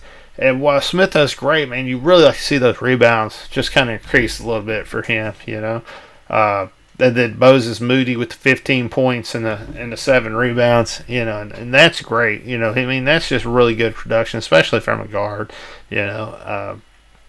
So. Yeah, I think some of the, starting off, UCA came to play. Mm-hmm. That's kind of what I came away with that game. They really came to play, but we had 54 points in the paint. Over half the points. I would keep that all the time. We score 100, but we were out rebounding 37-35. Mm-hmm. We only had 7 offensive rebounds, only 6 second chance points. Mm-hmm. We scored 59 points in the second half. You score 59 points in a half, you're always going to win in today's college basketball. And then the sign on offense is 26 assists and only 8 turnovers. We'll see that kind of drop the next couple games we talk about, Chad. But 8 blocks are pretty nice too. Yeah, I'm looking here at JD. I'm like, wow, I missed him. At like 22 points and 2 rebounds. Yeah, I'm just like, he's the wow. What? He kind of snuck in there on me. I should have mentioned that, and I apologize there because he is the leading scorer of the game. Yeah. No, but 6 assists on top of that. 18 shots is is a good bit. But when Note gets going though, it's hard to. Also, Chad. Well, you only see 2 free throws in that first half. Mm-hmm. 17 3-point shots. So second half a little better. Only 13 3-point shots. You still make the same amount, 6, and then 7 out of 7 free throws. Only shoot 9 free throws ain't gonna win. But we still score 100. Mm-hmm. That the speed of the game is quite a bit. So you're going to see a lot of shots, 33s, but all 76 total. Absolutely. You got Jackson with 6 points, the 2 rebounds, and then you got Williams with 2 points, 2 rebounds. And hey, that's awesome, man, because you only get those 2 points. You don't hit that 100 mark, and it's not nearly as cool. So, good production from all these guys, man. Very true, and I like seeing 10 guys play. Double-digit guys. It just feels like we're gonna need this SEC season. I love seeing like a gadget play. You getting a guy in, for 2 minutes, he's getting 2 points, right? Like, you're putting him in there for one reason. Like, you got a go-to move for him or something, right? You're running a swing or something with him. Oh, these guys are freshmen too. You're talking about Robinson playing 2 minutes in that game, Mm-hmm. Williams playing 2, and then Davis playing 6. Those are all freshmen getting some time every game. So that was exciting. I mean, that was a good win. And then we went over Oral Roberts. That's probably the closest game we've had all year long. And we went in there and handled business. We did what we needed to do. We came out of there with the win. Justin Smith, putting up 22 points, leading. Moody right behind him with 18 points. Note with 15. Then you got Tate, Vanover, not producing as much as you'd normally see, not rebounding as much as you'd normally see, really not having a great game this game. Then you got Seals putting up 16 points, 10 rebounds, having a hell of a game. Jackson putting up 5 points, 4 rebounds. Great game for him. Then you got Devontae and Robinson even getting in there and getting some rebounds. You see them getting in there, they're making something happen. They're doing something. They're just not getting in the game and wasting time, right? So anytime they're in, they're making a play happen because you're getting, like I say, you're getting in for 2 minutes. You're making a play happen. You're doing something. That's good. I like that. I like that kind of aggressiveness. Yeah, they're only playing for a couple minutes, and you're still filling this, stat sheet. Mm-hmm. So at least doing something. But Smith 22 points, 17 rebounds. You just like to see that 2 steals, a block. You like to see that from Smith. Is that powerful? We kind of missed some inside play last year. Mm-hmm. We just can't miss all those inside. We get behind or and you just feel like you're going to win, but just some of these we got to put together full games. But we did, you see us score 57 in the second half. I'd rather be a better second half team than first half. If you've got to choose, I want to put up 57 every half. But if you're going to choose, to be able to have that adjust, you know what I mean? Yeah. And in this game too, they were jacking the ball up, and just they was doing horrible on 3-pointers. 4 of 24, 16%. Just terrible, right? At least free throws they come back. Like you said last game, the game before they had a tough time with free throws, and this thing they come back 70%. Okay, that's good. You're doing well with your free throws. 19 out of 27. Probably have room for improvement there, in my opinion. And then and then everything else, down low. You got 41% on 32 of 77, and that's the thing too. Is like I don't know, it's like that's not good percentages, really, honestly. But definitely, the 3-point percentages is just I don't like it. Stop shooting it so much. Drive it down low. But, man, that's hard to say too because you're only at like 40%, right? So it's like it's not like you're on fire driving it down low either. So I don't know what the answer is. Missing, and sometimes the threes are best out of like a pass. It's not like you know what I mean. Like you can tell in rhythm, the ball's moving across. In the half court, and just like you can tell it's in rhythm. The guy knocks it down. You know what I mean? You go 2 for 16, you cut it down in half. You still, again, for the second straight game, you cut down the attempts in the second half of threes. Only 8 taken. I'll take 8 taken a half. You make 2 at least. The other half, you made 2 out of 16. But the free throws, you attempt 7 in the first half, so you're not getting to the rim either. 30% shooting overall. Second half, you have 20 free throws, and we shot 27. The game before, we shot 9, so we tripled our free throw attempts. So you're getting in a little bit. Second chance points 22 as opposed to just a couple of games before. 56 points in the paint, but they, we out rebounded them. I think this is a big stat. We out rebounded them 58 to 32, so out rebounding by 26. And then steals, we had 8 steals, but they had 10 steals at the same time. That's still you're getting those 8 steals, you're getting those rebounds. You got your assists, 14 assists. 7 block shots. Everything else is you're kind of average with the other team. But like you said, you got the rebounds that really take you overboard. Even on offensive rebounds, when you got 24 offensive rebounds to their 7 offensive rebounds, really you're taking it to them on the boards, and you're really playing aggressive and taking the ball from them there. But I would like to see us have a few more assists. I don't like just the 14 assists. I'd like to see that, move up a little bit. That would indicate, we'd be playing better as a team. Well, we're also turning the ball. Yeah, also when you have more assists or more turnovers than assists, it's not good. The game before we had, 26 to 8 assist to turnover ratio. This time 14 to 15. That's not good, and we still win. And we were just better than them. You know what I mean? We're just more athletic than them. We're a better team. Yeah. And, we're down by 10 at halftime. Then we outscored by 21. But, it still counts as a win, and teams all over the country have been playing. College basketball has got to be more prepared, or teams knocking off our seeded or high thought of teams just because you get a lot more experiences. These teams come at us, but we did what we're supposed to do, win, but We're going to have to play a lot better. Oh yeah. Well, I think, I don't know. Well, we'll see. Well, maybe we don't have to play a lot better. We'll find out when we play the next game exactly what we're going to do. It's almost like you get a little warm up. You get to go play Auburn before you play these two really good teams. So, I mean, we're fixing to just step up to the next level. And then we're going to go to the next level after that. And then we're going to go up to the top 10, one of the best teams in the nation. So that's just kind of how we're going to roll here in the next 3 games. And I think it's awesome because it's going to let you know exactly where Arkansas stands at the end of these 3 games. Are we competitive? Can we win a national championship? Well, if we run the table on these 3 teams, yes, we can. If we lose one of these games, yes, we can. If we lose all 3, I don't know. Yeah, I mean, you're looking at opportunities too to knock off Tennessee, a top 10 team. Mm-hmm. To knock off Missouri, ranked number 14. I mean, there's no reason we haven't lost either, so who knows? Well, I mean, I believe in this team to really step up and play.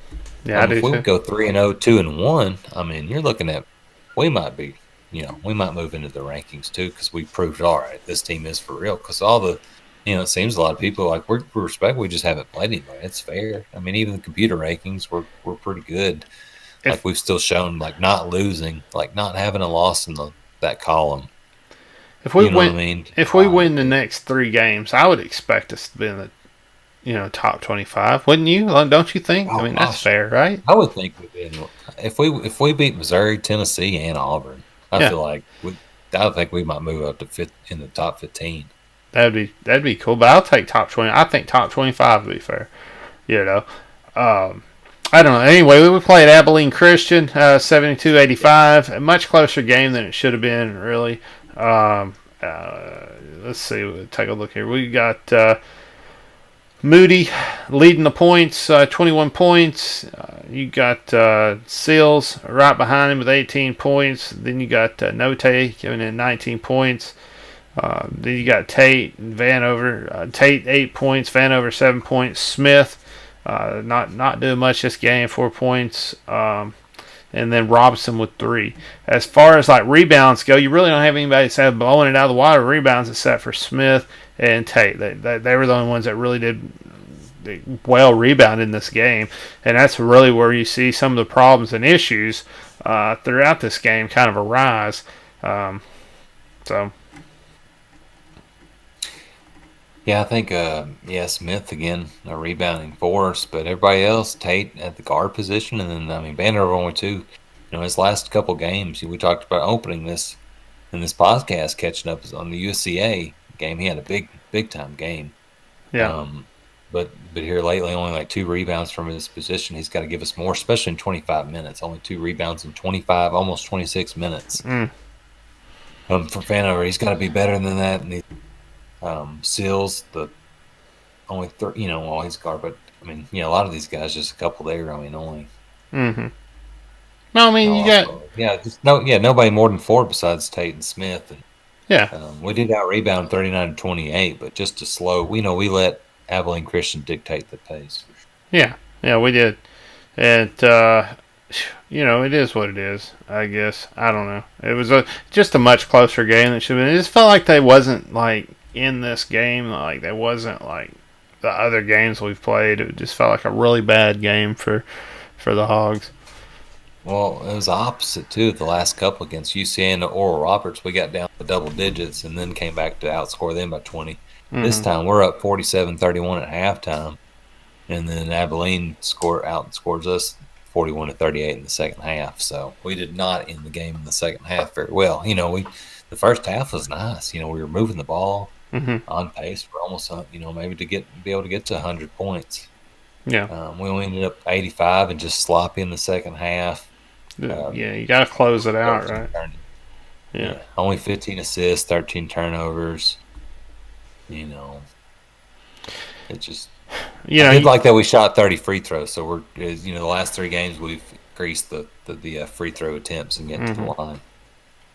Yeah, you're shooting 80% free throws in this game. So 24-30, like you said, you're doing really well.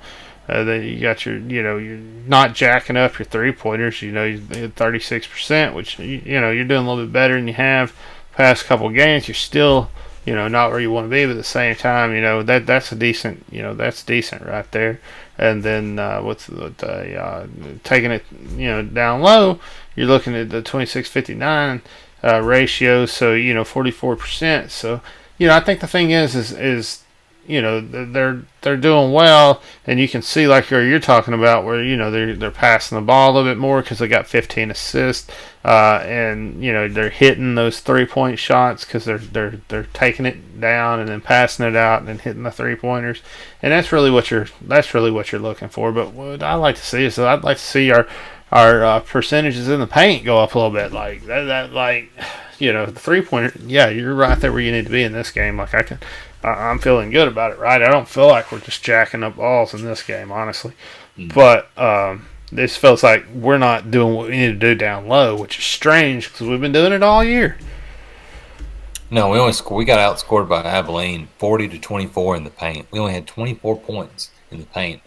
The 2 games before that, we had 50 or more. Yeah, 36%. It's not bad from 3, and it's not atrocious like that 16% against ORU. So not bad. You can have that, but not enough points in the paint. It should have been, and we still score 80-something, man. But it just like that first half, we should have continued that on. Yeah, we're out rebounded them though, which was nice. 39-28 rebounds, and blocks, steals. It was close, but we still did better. Right, and only 13 turnovers. So. I don't know, fouls. We shouldn't have 18 personal fouls in this game, I don't think. I think that's a little excessive, honestly. I think you play a little bit more disciplined game. Yeah, they're calling quite a bit, but putting them on the line. I don't know, it's a weird game because, Musselman wasn't coaching it. David Patrick. Musselman was off at the house from contact tracing. So nice to see them taking the cautious and sending them home, though. I know that's got to be tough in a real game, but we've had that happen to both head coaches in football and basketball. That's true. That's true. Nice. I mean, Patrick. I thought, man, we really came out. I just don't know. I don't know if they were just kind of cruise control and ready for Auburn or what. But we've got to play a lot better. But we're still undefeated. I still really like the team. Oh yeah, we're undefeated. We're a great team. We're playing good. I mean, the things that we have to complain about are things where we see that we could see improvement. Okay, we can get more production in the paint. We could tighten up our 3-point shots, but it looks like we did do that. In this last game, we could tighten up our free throws, but it looks like we're moving in that direction. So like every time we look at like these stats and how they're building thus far, you can see them building in this positive trend from way back at the beginning of the year when we were talking about it. You definitely see us getting better and moving in a positive trend. Now we're going to go play Auburn, and we're fixing to find out just how good we are because, honestly, Musselman, he's a smart coach. He ain't been showing everything. He hasn't been, putting the whole offense out there. I bet he's only got 2% of the offense installed right now. Yeah, I mean, sorry, man. I'm sorry. It's about to get real. It's about to get real at Auburn. They're on a 5-game win streak, so they're better. Well thought of. It's about to get real, man. I mean, we're saying nothing that the coaches or players wouldn't say as far as, as far as knowing there's things they can improve on. You think they're happy just beating A-No? They know what the schedule is, man. And I think that's what's up, and I'm so excited, man. Next week's going to be crazy. I mean, that's going to let us know what kind of team we got. We win this Auburn game, roll into Missouri. That's going to be exciting. I guess we need to throw some predictions out there. You think we're going to do the podcast before the Wednesday game? I mean, we can throw some. We did the prediction. I mean, the TCU games after the. All right, man. Well,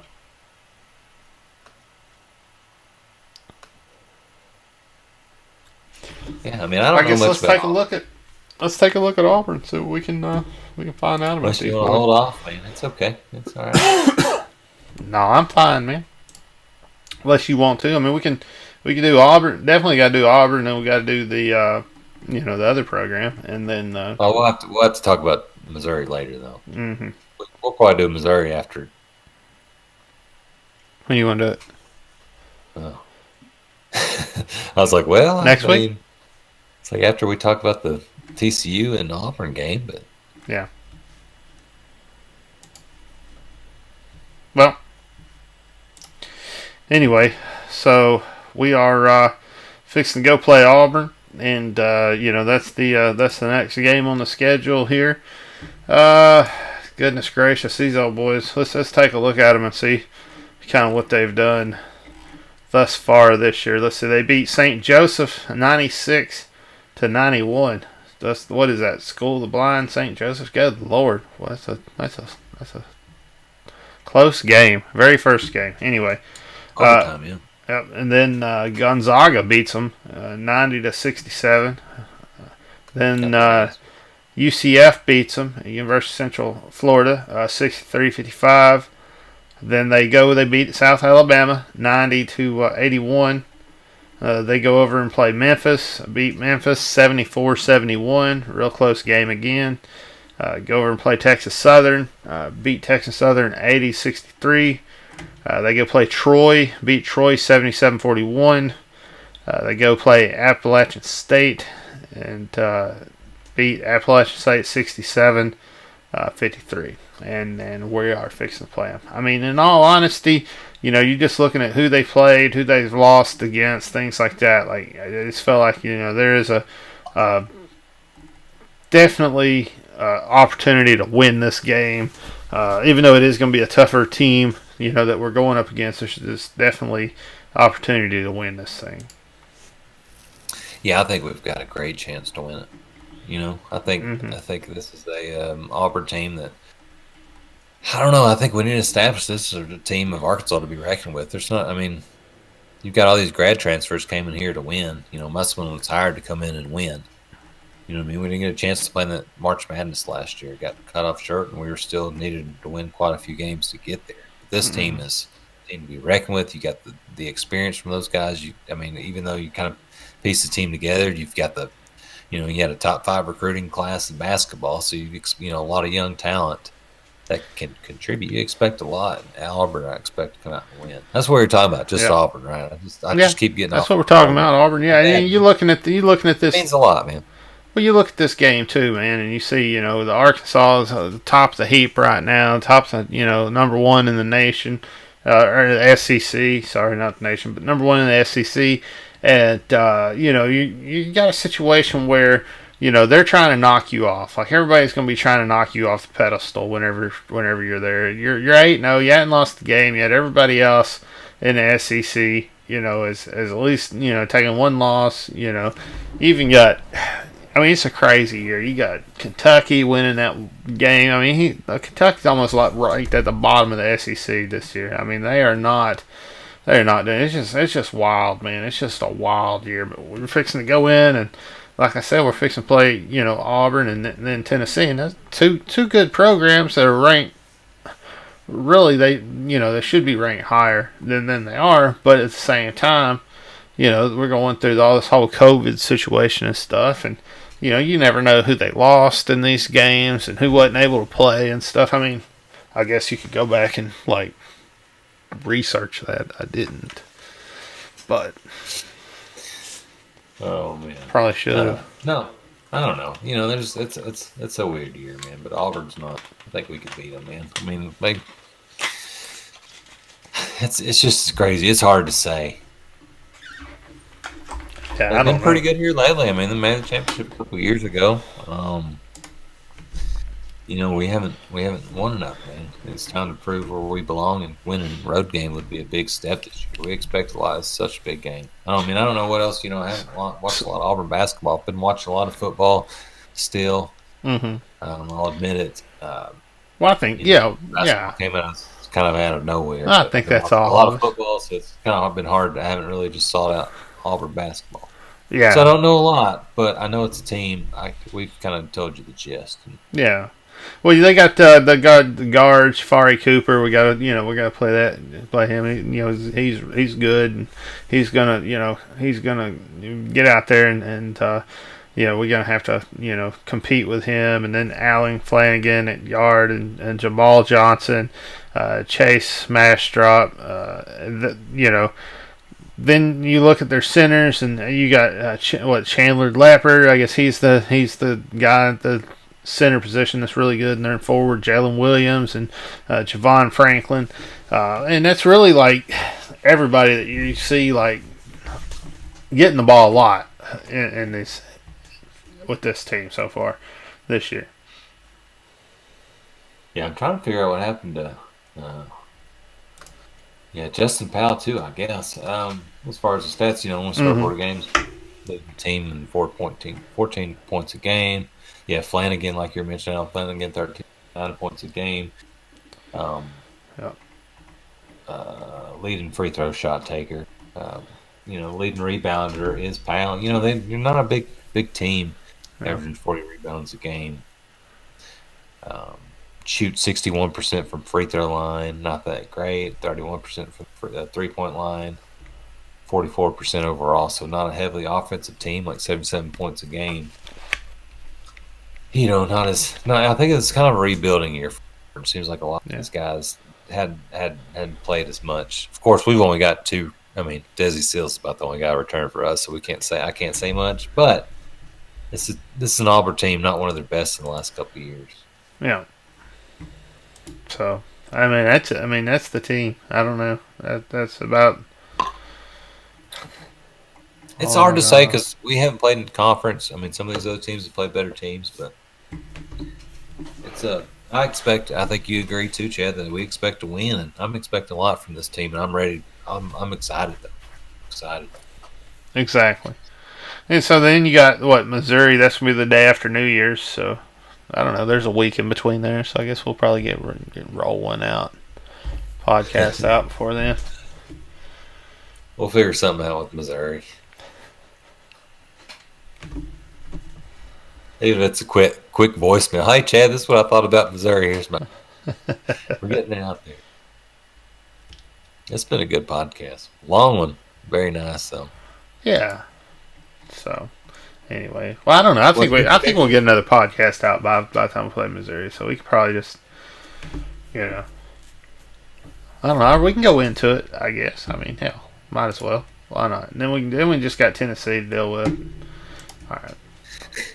We can deal with it later, man. It's all right. No, it's good, man. Let's roll. Let's just keep it rolling. All right, here we go. Missouri. Going into Missouri. All right, so we're going to play Missouri.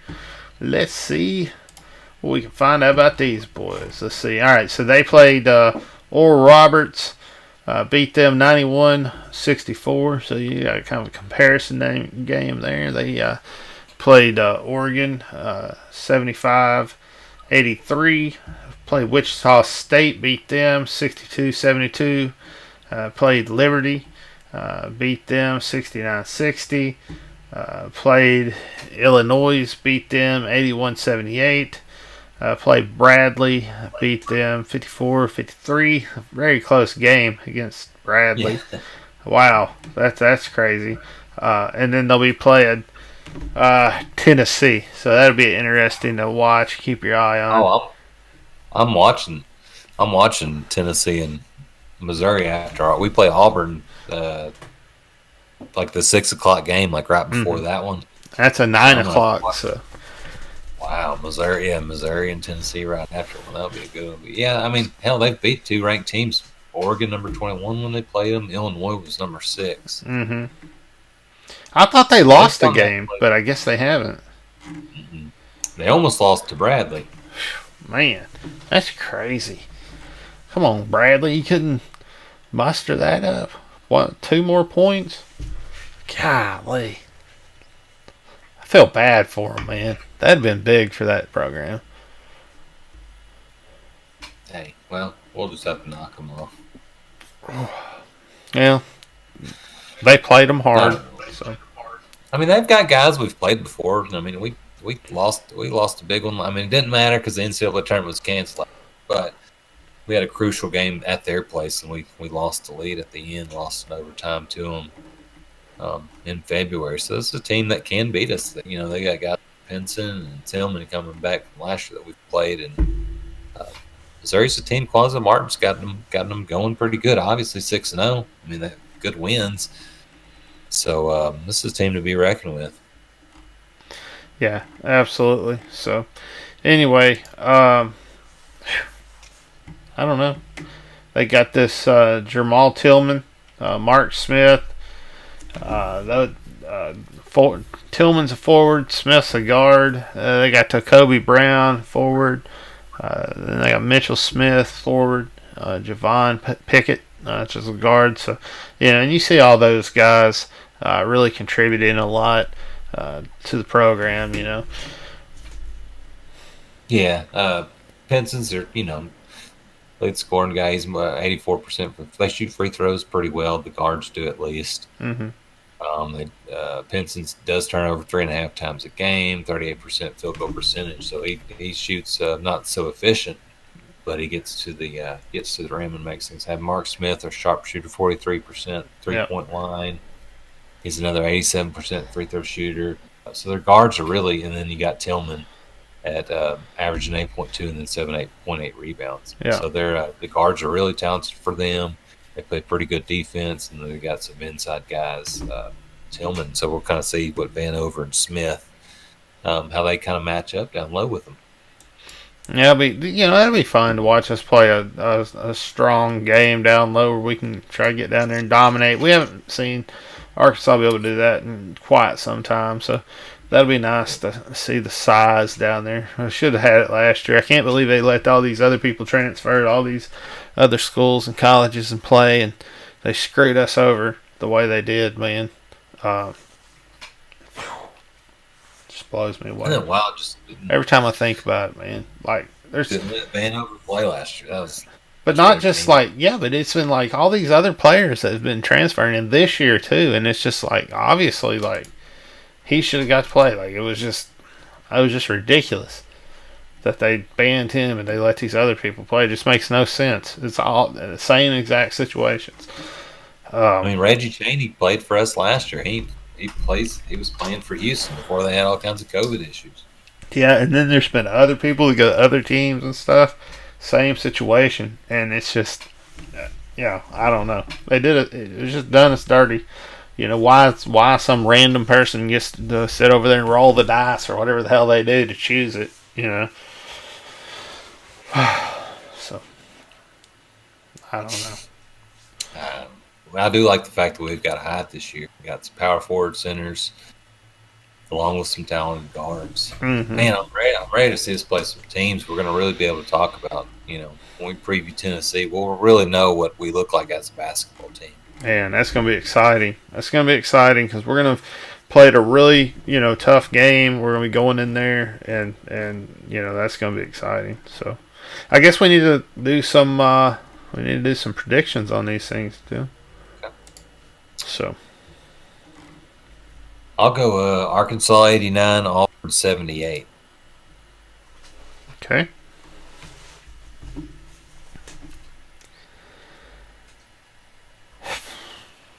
I'm going to say Arkansas 93, Auburn 82.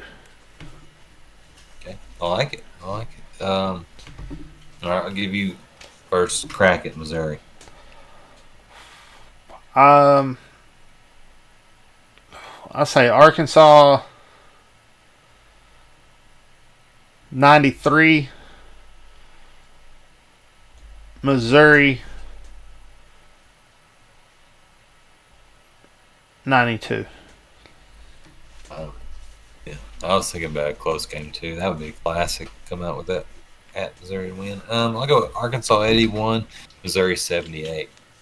So I think we're both kind of feeling like Missouri's going to be that game should be a high scoring game, fun game for everybody. That's moving the ball up and down the court quickly. Bud Walton 11 a.m. games. Yes.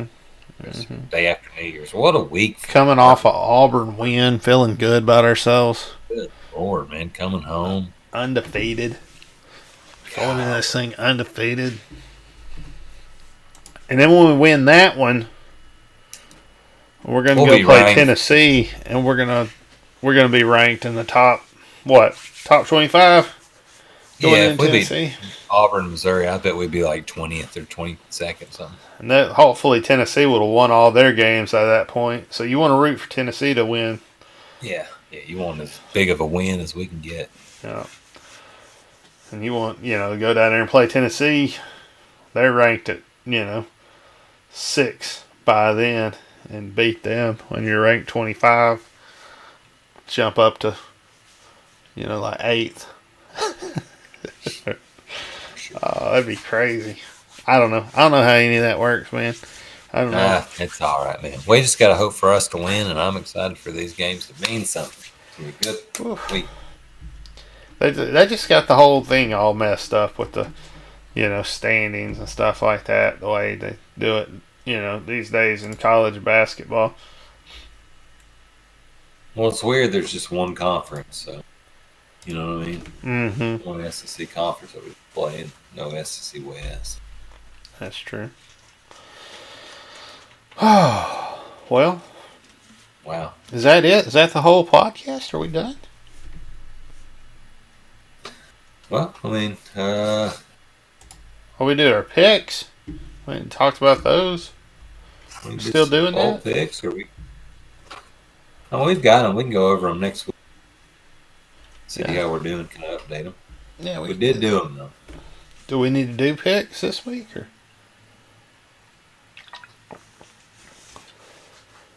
I think we already did. Oh, the bowl picks. Oh, yeah, we got them. Oh. So I guess we should run through them real quick. Yeah. Sorry, guys. Y'all going to hang in there a little bit longer. A little longer. Here we go. You got yours?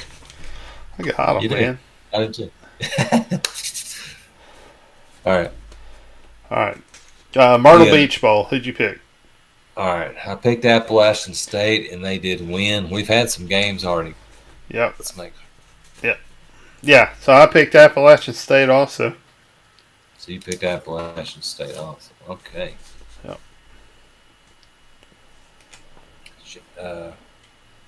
Then we got How about I picked Tulane. That's who I picked Tulane also. Famous Idaho Potato Bowl. Yeah. Nevada won, so we lost that one. UCF BYU, I picked BYU. I picked UCF. All right. Boca Raton Bowl. BYU won 49-23. How about Louisiana Tech, Georgia Southern? Louisiana Tech. That was the New Orleans Bowl. We both missed that one. They got beat 38-3. Hmm. Memphis, Florida Atlantic. I took Memphis. Montgomery Bowl. I did too in Montgomery. And then today, Hawaii, Houston. I took Hawaii in the New Mexico Bowl. So as of right now, let's see, I'm 4-2 and you're 3-3. And then, all right, let's run through them. The Marshall Buffalo game. Oh, I did Marshall on that one. Camellia Bowl. You did Marshall. I did as well. How about the South Carolina UAB game in Tampa? Yeah, I did South Carolina. The Union Home Mortgage Gasparilla Bowl. What a horrible name for a bowl game.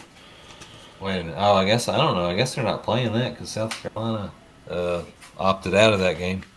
They got all COVID stuff, so that game's not going on. Really? Wow. All right. How about the Surf Pro First Responder Louisiana Raging Cajuns versus the University of Texas San Antonio Roadrunner? Oh, hold on. I got to find that one.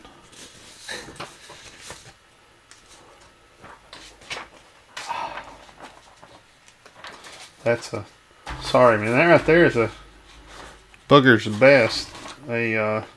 American Pale Ale recipe that you gave me. I had mixed in with my stats here. Sorry. All right, which one was it?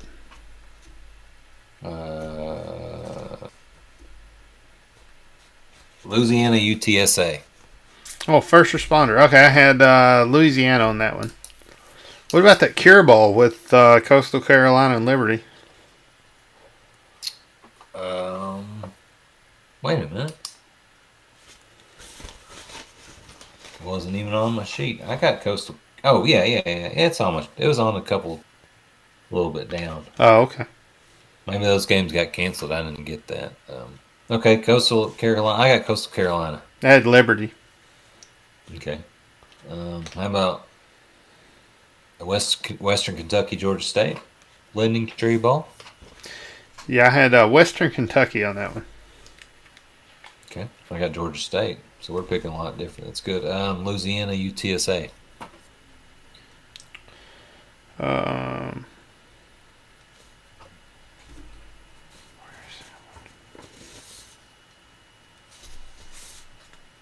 Louisiana, UCSA.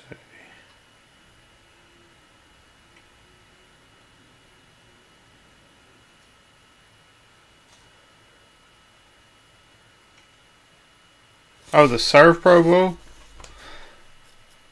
Yeah, I went Louisiana on that one. Okay, I did too. Oklahoma State, Miami, and the Cheez-It Bowl. Oh, I got it here. I did Miami on that one. I did too. Yeah. Texas, Colorado. I went Texas, the Alamo Bowl. Okay, I went Colorado. Oh, wow. Wake Forest, Wisconsin. Wisconsin. Okay, I did too. The Iowa, Duke's Missouri. Mayo Bowl. The Duke's Mayo Bowl. What the hell? How about the Trans Perfect Music City Bowl? Iowa, Missouri. I went with Iowa. I went with Mizzou. Golly, really?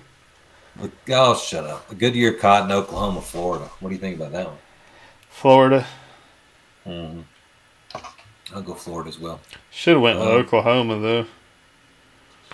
Change it, man. No, I'm sticking it with Florida. They've had such a good year, man. It's been ridiculous.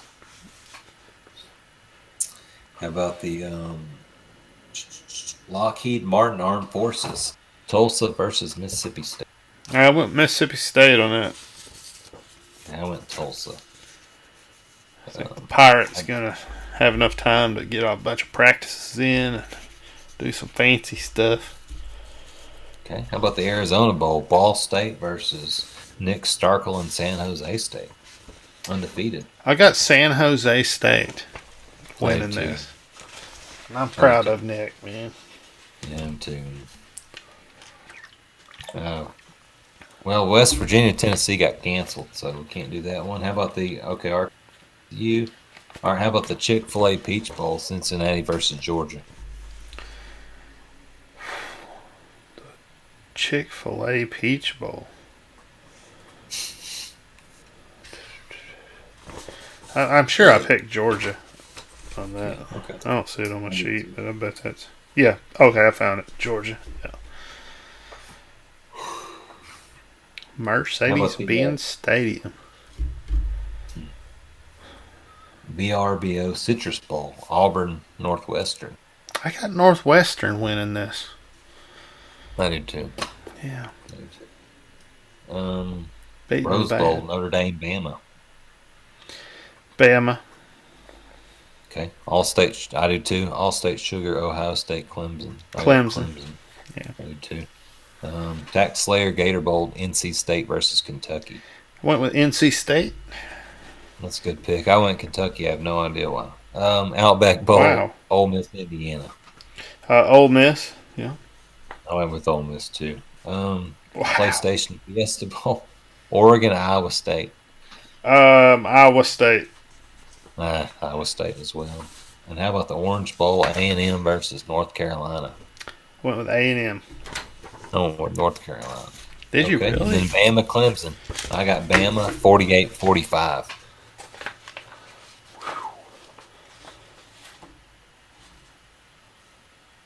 Do we have to have a score on it? No, I wrote that down, so that's what I got. I don't know. Let me see. How much is Alabama going to beat Clemson by? 52 to 14. Wow. 52 to 14. That's what Alabama's going to beat Clemson by this year. Hot dog.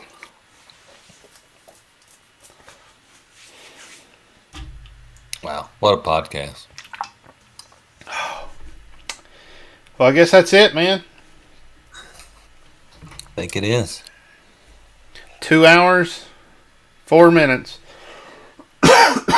You guys hung in there with the Hog Call Podcast, live, uncut, not censored, just brought right to you the way it happens, how it is.